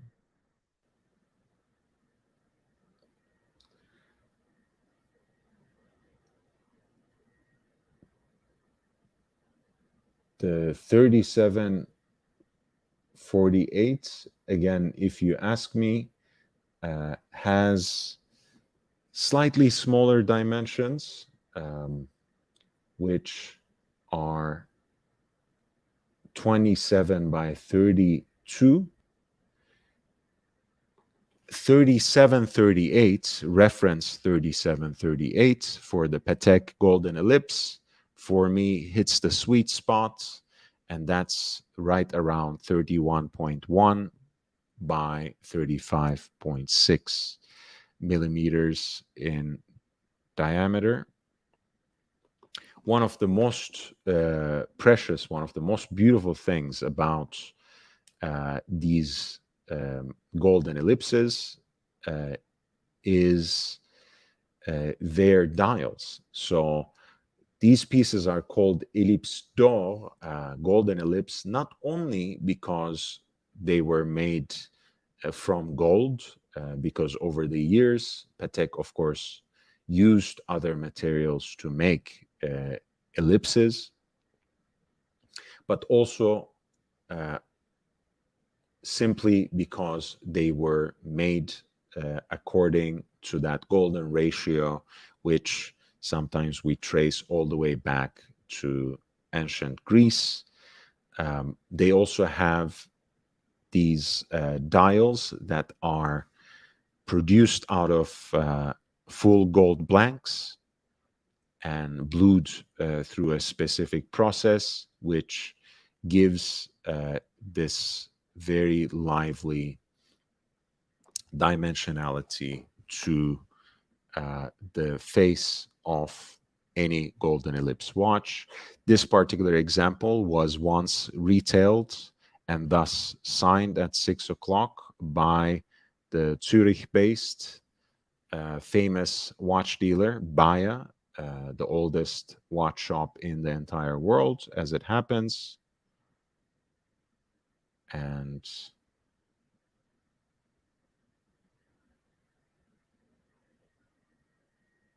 the watch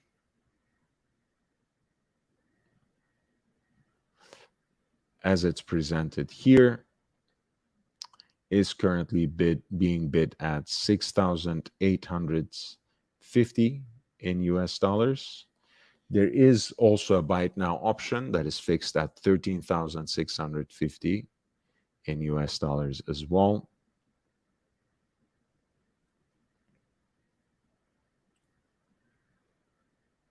And as you know, there's no buyer's premium. So what you see is what you get. What you see is what you pay, whether you choose to trigger the buy it now option or wait for the hammer price. That is the edge that Inaichen has over most of their competitors. Truth Over Facts reminds us that Trump had a Patek ellipse. I believe so. That's correct. GB Val. Nice. Very, very cool.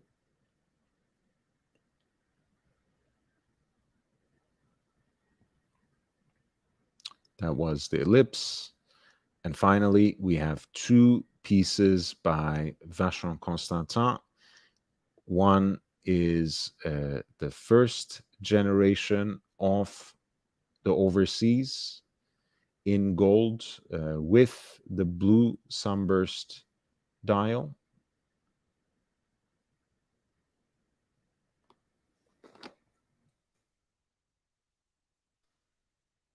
The reference 42050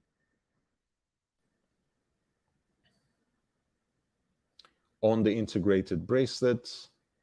I think these in gold and in stainless steel are still quite underrated on the market. And I think in gold, they can be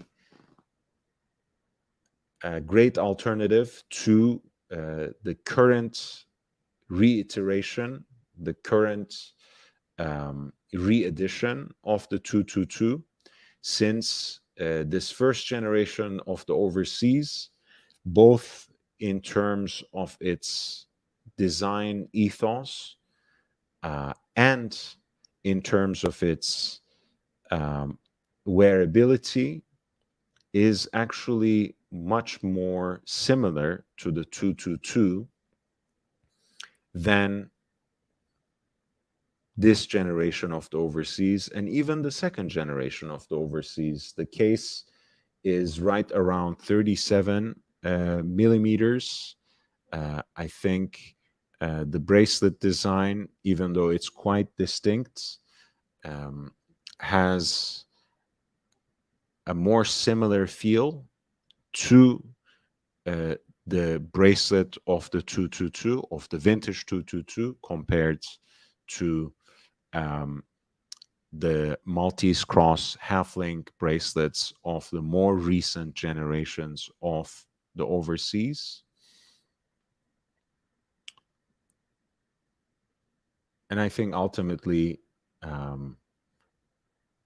again, not necessarily from this auction, because, you know, sometimes auctions can turn into bloodbaths and bidding wars, and emotions can get inflamed, and prices can rise to exorbitant levels.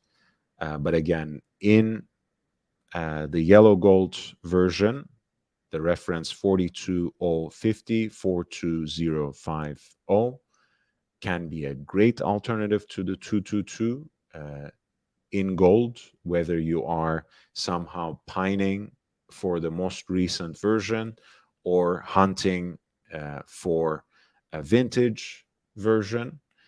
And in stainless steel, again, I think it can be a good alternative to the vintage 222 in stainless steel as well, because again, they can be stupid cheap. Again, for what they are, if you knew how these prices, how these pieces used to trade just a few years ago, forget that. Don't let that demoralize you. Those days are not necessarily coming back anytime soon. But imagine you can get one of these in stainless steel with the blue sunburst style under $11,000.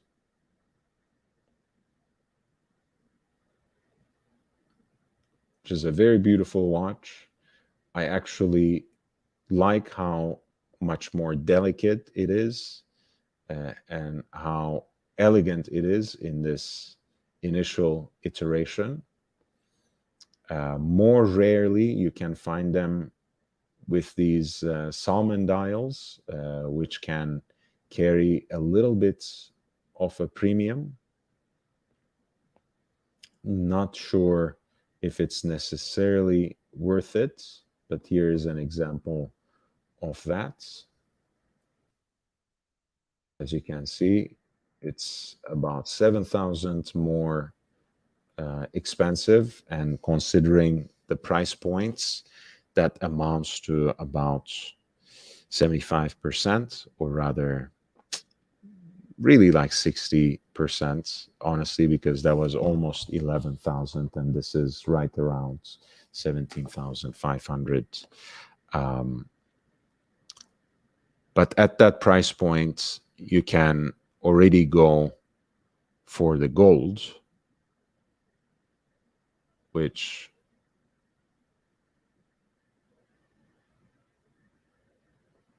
of course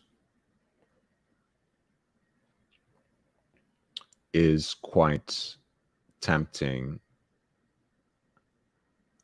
as well.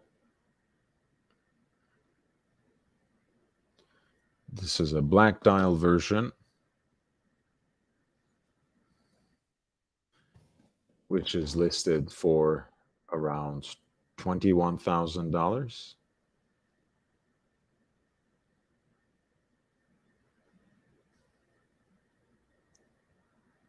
However, The one they have up on in Eichen has that blue somber style, which on average happens to be a little more desirable. The piece currently has had 4 bids on it. The winning bid right now is at $15,350 with 6 days to go. And the good folks at in Eichen Zurich set the fixed price at 27,300 US dollars, which can end the auction at any time. That is the Vacheron Constantin overseas reference 42050 in yellow gold with the blue dial. It is solid gold, Andrew L. It's solid 18 carats gold.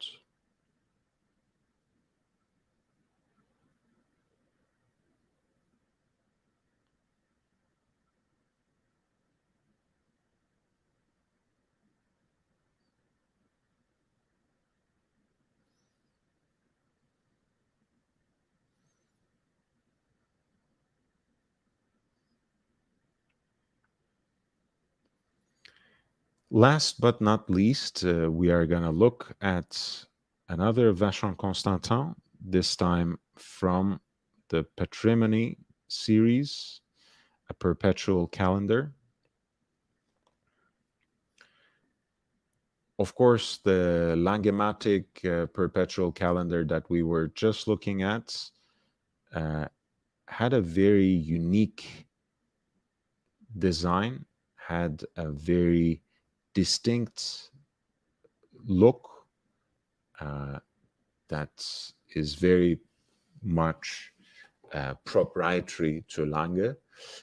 The Patrimony perpetual calendar is a very classic Swiss 4 subdial perpetual calendar look that you can see actually on a lot of these discrete, thin and elegant perpetual calendars from Audemars Piguet and Vacheron Constantin from the 80s and 90s especially.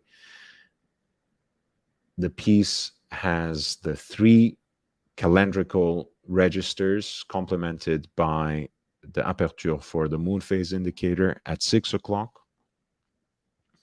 At 9 o'clock, you have the day of the week indicated in French, pointer date at 3 o'clock, and the indicator for the month is at 12 o'clock.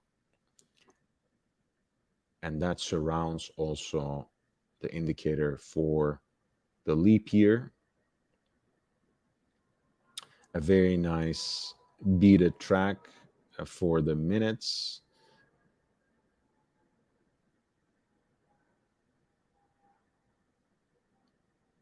Applied baton markers complemented by, again, polished gold beads at the quarters, 369 specifically. Stunning opaline white dial. Perfectly round case with a stepped bezel and slightly extended lugs.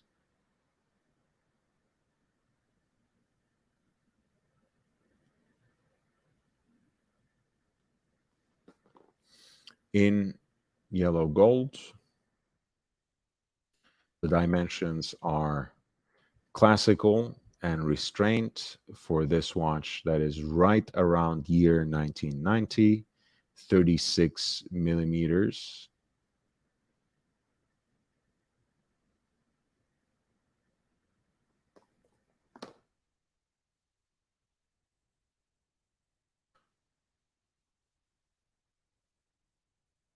This is a self-winding movement, Vacheron K1120.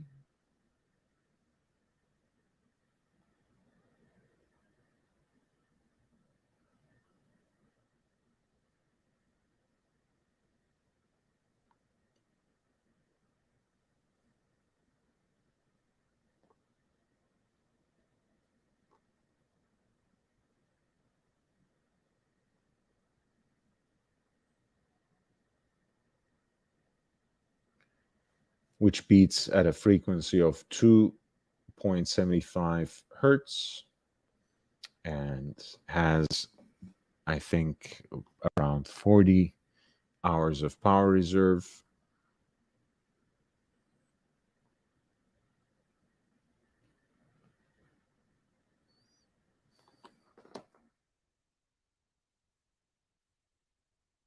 And unsurprisingly,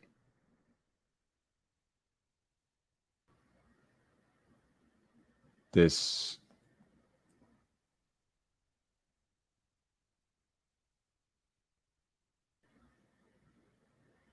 caliber 1120 is built on the base of that ultra thin JLC 920, which was initially designed in the late 60s and to this day remains the thinnest automatic movement with a full rotor as opposed to a micro rotor.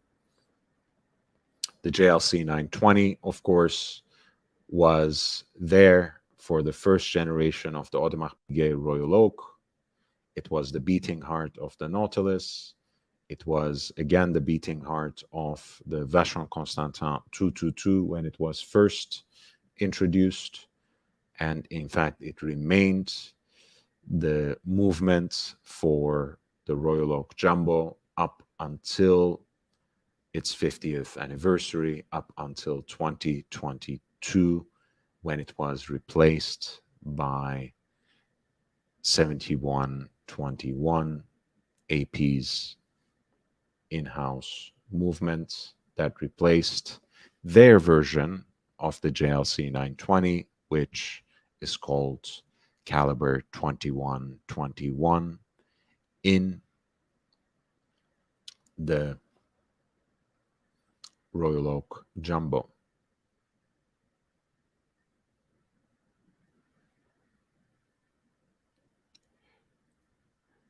This is the Patrimony Perpetual Calendar by Vacheron Constantin.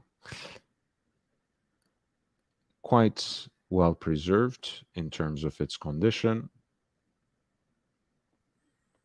with a matching yellow gold tank buckle styled after the Maltese cross that is the symbol of the brand. Again, very classic, balanced design in a case that is proportioned after, again, the limitations, the constraints of conservative taste. I think this is a beautiful watch. AP has a number of perpetual calendars in this genre that I also would recommend for you to check out. I will share with you a few examples.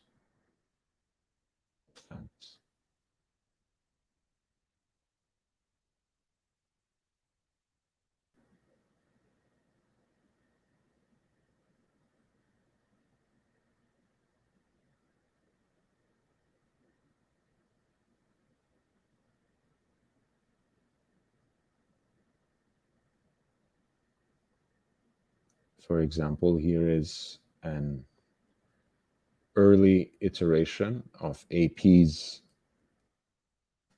self-winding, ultra-thin perpetual calendar. Again, you see a beautiful round case with a stepped bezel, and in this case, stubby lugs.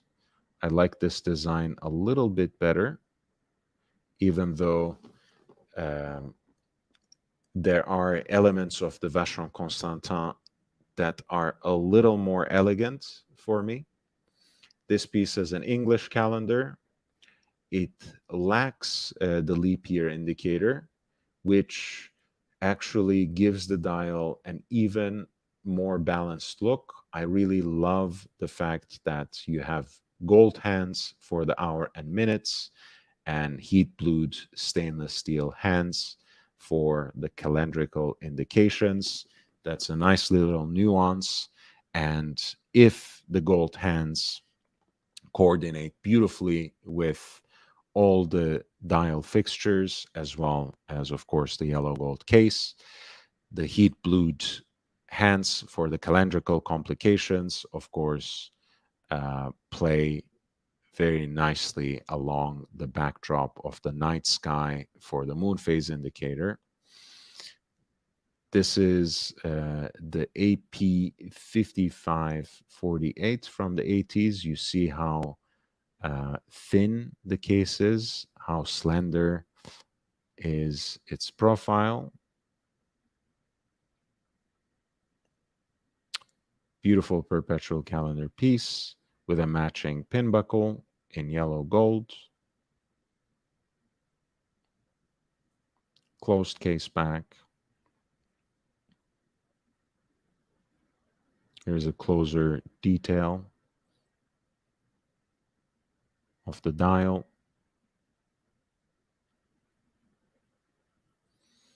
This is the Audemars Piguet ultra thin perpetual calendar 5548 from around 1980s, very early in the series, with a classically elegant case designed by Jacqueline Dimier, priced at around $20,000, $20,781 in US dollars specifically, with the seller accepting offers as well. As you can see here, the seller is a professional dealer, actually out of the UK.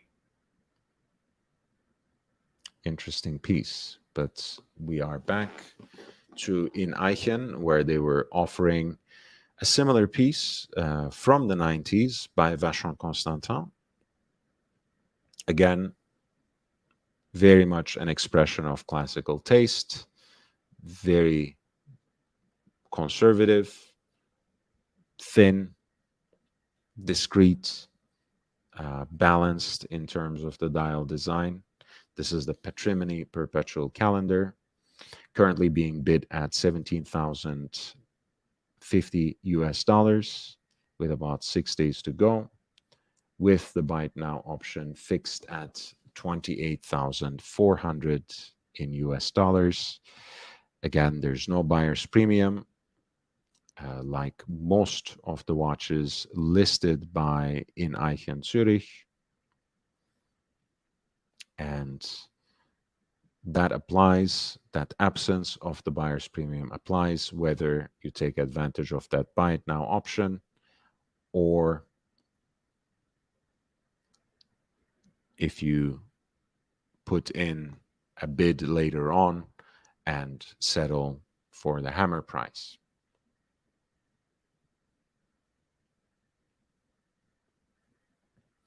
All right.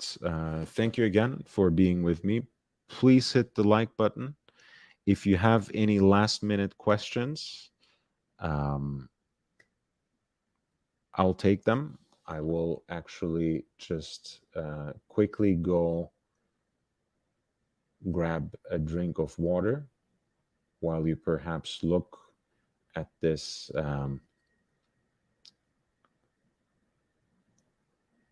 Daniel Roth retrograde 2127. We have talked about a more modern version of this watch.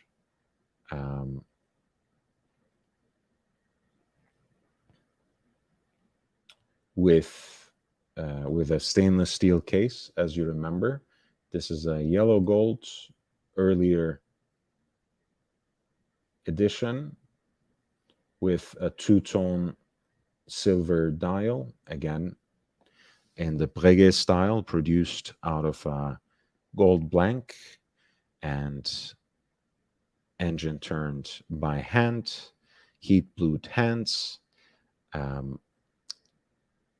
At the traditional 6 o'clock, you have that slightly oversized subdial for the seconds, and in the form of a downward facing crescent, you have the sector for the hours expressed here in Arabic numerals.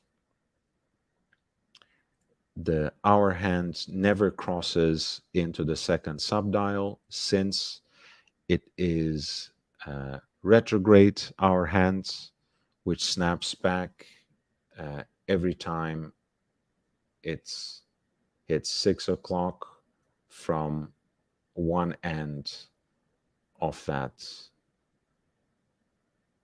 hours sector to the other, from the end to the beginning. That happens twice a day at 6 a.m. and 6 p.m., which I think is actually more meaningful, more appropriate than George Daniels's original pocket watch design, where the retrograde hand would snap back at 1 o'clock. I think 6 a.m. announces the morning, 6 p.m. kind of announces the night. So it's a nice way of resetting, of announcing, of marking that transition during the course of your day.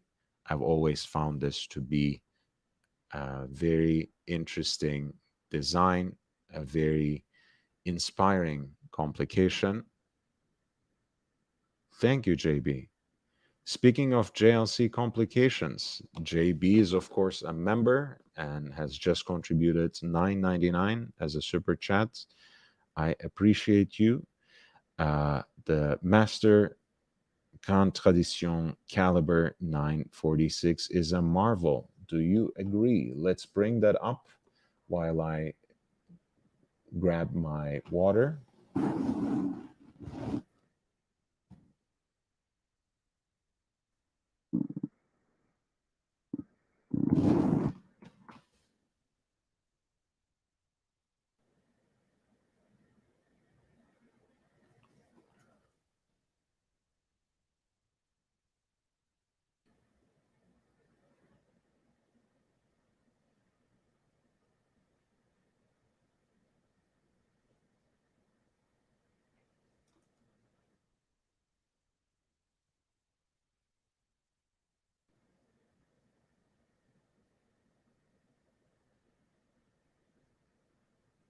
Sam Davidson, thank you, man. I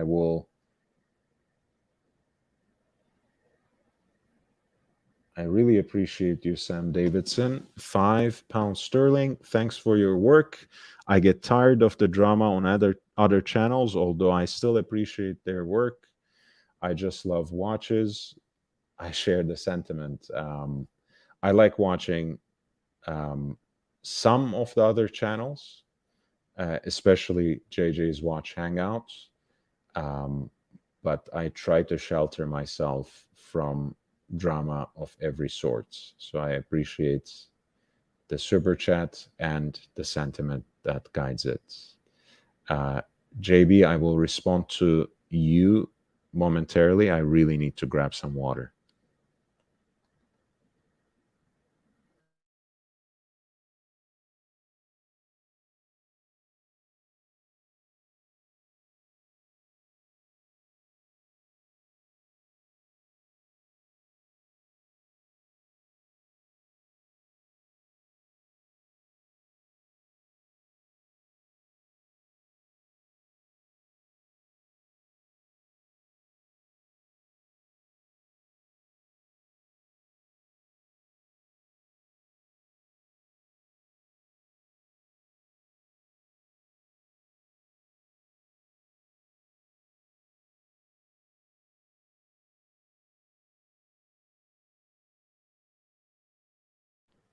All right, I'm back. We are looking at the JLC Master Grand Tradition or Grande Tradition This is the Caliber 946, which powers a watch for which the price is available on request, as they say. It is housed in a 43 millimeter white gold case, and it combines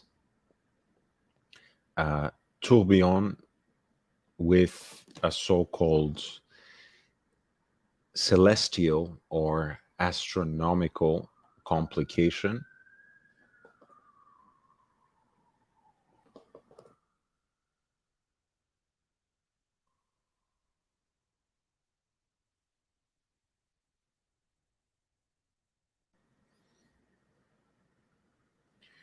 This piece, I think, I'm trying to see, is a limited edition of 28 pieces. I think it was $160,000. 43 millimeter white gold case, 13.42 millimeters in thickness, with 5 atmos of a depth rating, 50 meters of water resistance. Of course, it not only shows the hours and minutes, but it also integrates zodiac calendar, sidereal time, a 24-hour display, day, month, and of course, at 6 o'clock, you have the orbital flying tourbillon. Caliber 946 is a hand-wound caliber that beats at 4 hertz, 28,800 semi-oscillations per hour, with a 45-hour power reserve.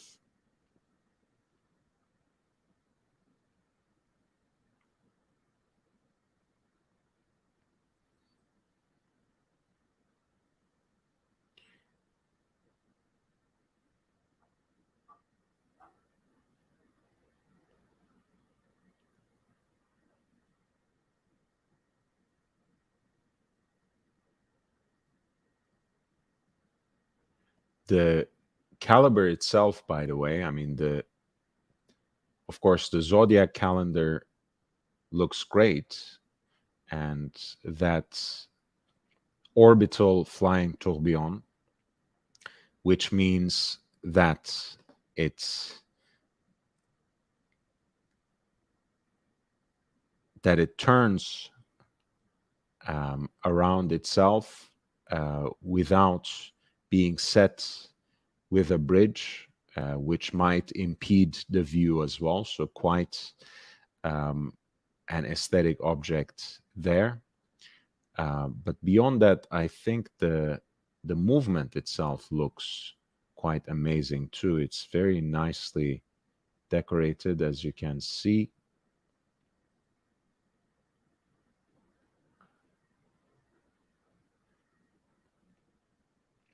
With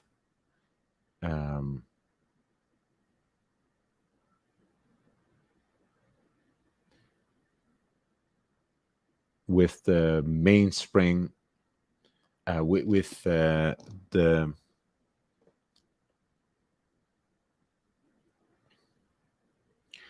bridge plates decorated with ribbing that looks like sun rays. The ratchet wheel, as you can see,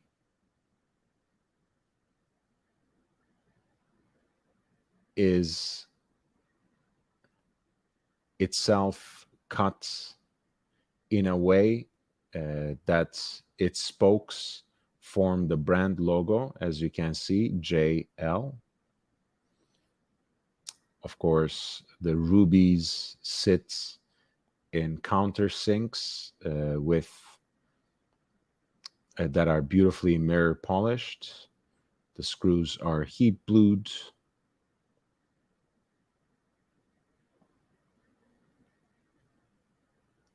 Very beautiful piece. Again, one of 28.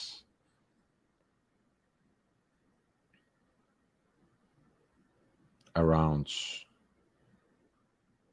$160,000 or so, in a 43 millimeter white gold case, about 13.5 millimeters in thickness.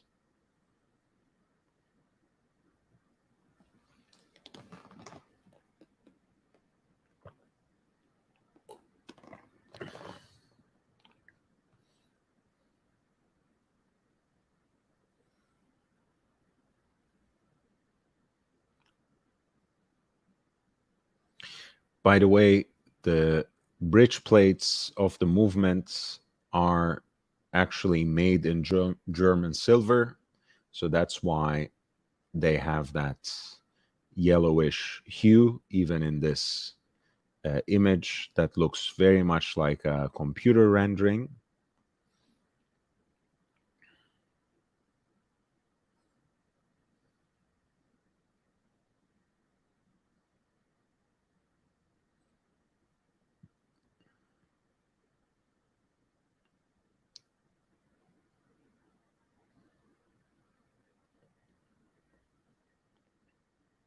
By the way, the movements, perhaps slightly more unusually for a Jaeger-LeCoultre movement, also integrates some silicon elements, especially in the form of the escape wheel and the pallet fork. The let me see if we can see it. I don't think we can see it in this rendering, but they have distinctive metallic colors of purple for the escape wheel and blue for the pallet fork. If you can find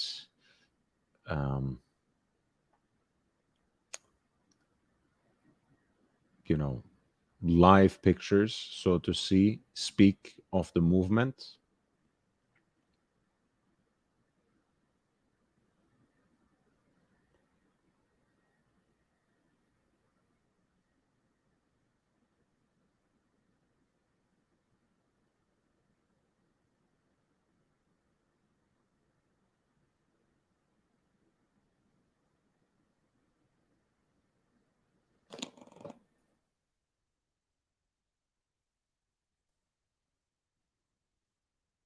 Let me see if we can. I mean, this is a very interesting watch. If we can have a video of this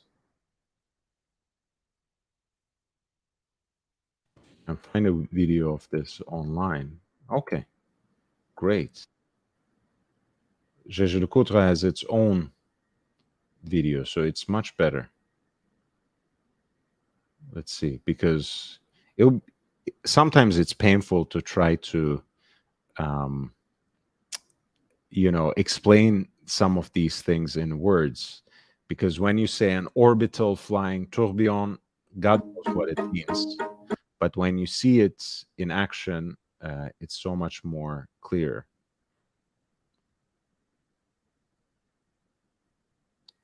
So as you can see, and that's why this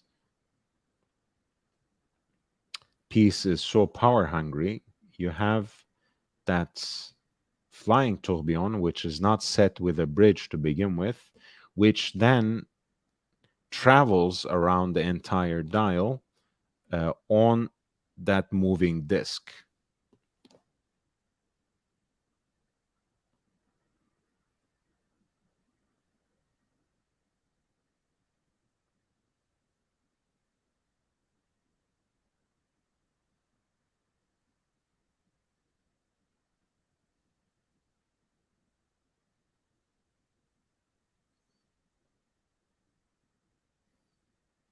Kind of counterclockwise. That zodiac is luminous, as you can see, along with the hands.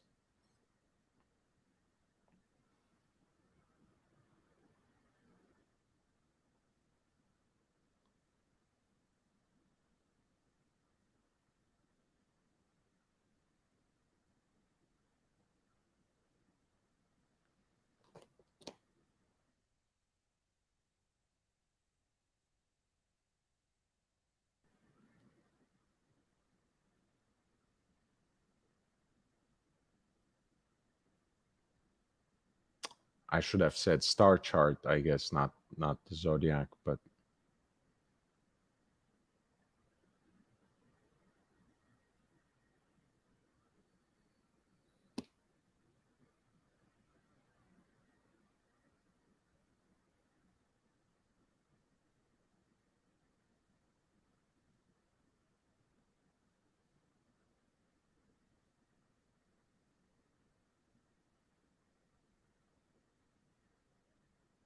oops, it went to something else. Let me stop in one of the more suggestive shots here, so we have something nice to talk over. So you have that star chart there, the orbital flying tourbillon, which actually travels around the dial in counterclockwise fashion.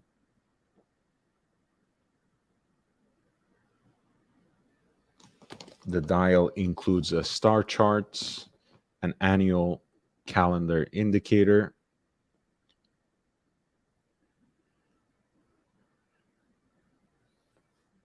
and that dial turns anti-clockwise again, carrying that orbital flying tourbillon around the dial.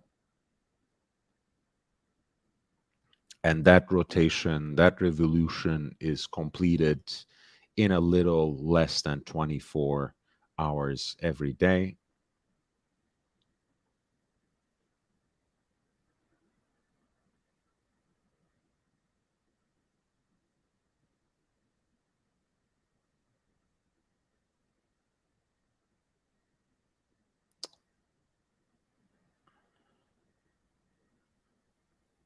And into the dial is incorporated a sidereal annual calendar indicated on a ring that makes a complete rotation in one sidereal year, which is slightly more than 365 days.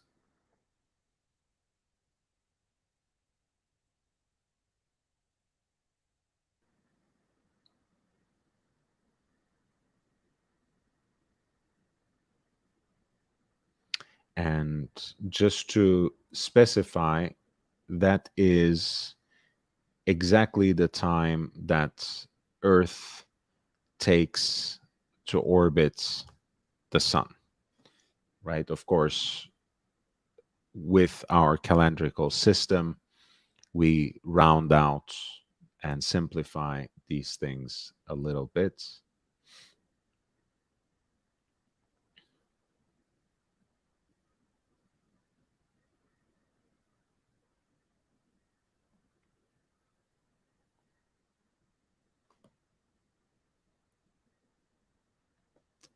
Coming back to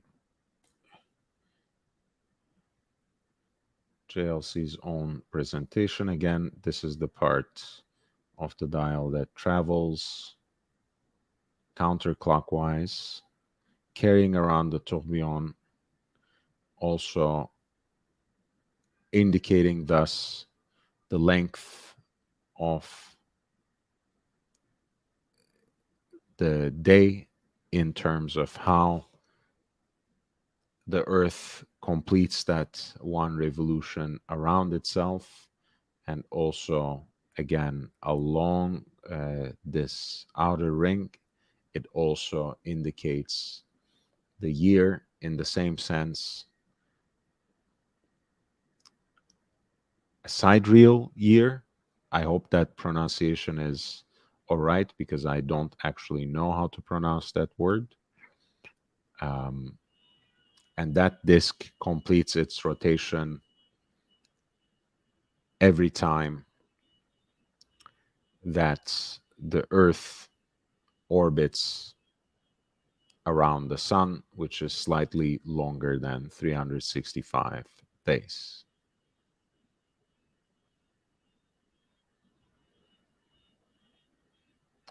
It's not the most practical complication, to be brutally honest. It's It's a little difficult to read, but the dial is interesting enough that you don't necessarily pay attention to the details, but to the larger picture. Again, the picture or rendering is not so detailed, so we can't really see the silicon elements of the movement, which are most distinctly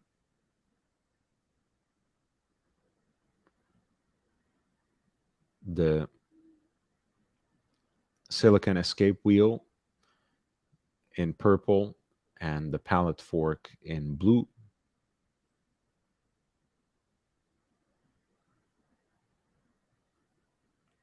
But in either case, this is a very stunning watch that packs together a number of very interesting complications, even as it demonstrates some of the advancements in JLC's watchmaking over the years with the integration of silicon components into the movements.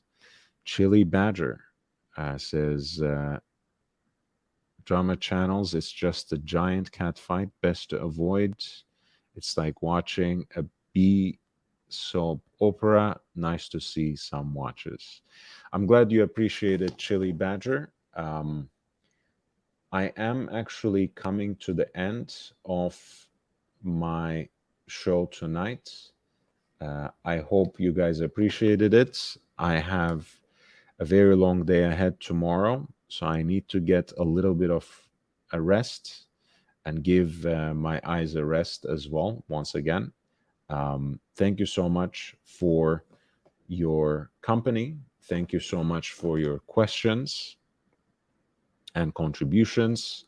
I appreciate especially Basil's, who is also a member, JL, David, Sam Davidson, twice, and Jake Brooks for their super chats as well. Thank you so much. I really, really, really love you all. Please hit the like button. I will try to be with you tomorrow. I might take the night off, but even then, I will be uploading some new content for my members, some exclusive content, 3 new videos. I will also be revealing another new video for everyone else as well. So please keep your eyes peeled for that. As you might have seen already, and I want you to please give me some support for this, I have announced earlier today a live show coming up on Friday. This is going to be just me. It's about all of Eric Clapton's watches that have come up on public auction. So please hit that link, hit the like button in advance, turn on the notifications so you know when I go live. This is going to be my usual late show on Friday, next Friday. And we are going to go through, not exhaustively perhaps, but quite comprehensively over all the different watches from Eric Clapton's collection that have come up on public auction over the years. Some of these pieces have come up on auction multiple times. Others have fallen completely under the radar, yet others were such unique pieces, whether they were touched by the hand of nature and patinated in a certain way, or ordered in a kind of bespoke fashion from Patek directly. They have been so special that they have even influenced certain kinds of tastes and preferences of other collectors over the years as well. So this is going to be a very important show for me.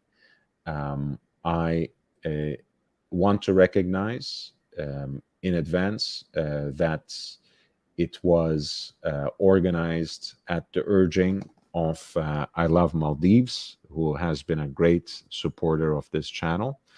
It is going to be a show supported by him. So I really appreciate that as well. In either case, of course, it is something that will have a very broad appeal because everyone loves Eric Clapton. I love him in so many different ways as a musician and as a human being as well. But I think we will all find something to learn from him as a watch collector. And perhaps you will realize how much your tastes have been influenced by the original tastemaker, the original celebrity tastemaker in watches, without even realizing it. So please hit that link, hit the like button here, hit the like button there. I'm really grateful for your support. Keep your eyes peeled for the new videos tomorrow. All of these videos increase the archive of content that is between 10 to 20 minutes. Anything that is publicly available, please share it with other people. Please send the link to other collectors, other enthusiasts. The channel is growing, but at a very, it can be growing at a much faster pace. And that will really help me take things to the next level, hopefully in terms of the production quality, especially of some of the pre-recorded videos, but also of the live streams as well.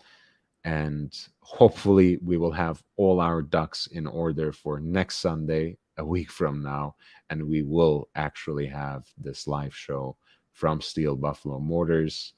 But that's going to be a steady thing. That's going to be a weekly thing. When it works, it will work. I just want to get it right without any interruptions, without any major technical glitches. So let's get it right.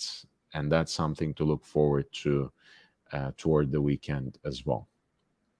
Now, until then, wear your watches and enjoy them. I'll see you in the next one. Stay safe and stay healthy. I love you all. Bye.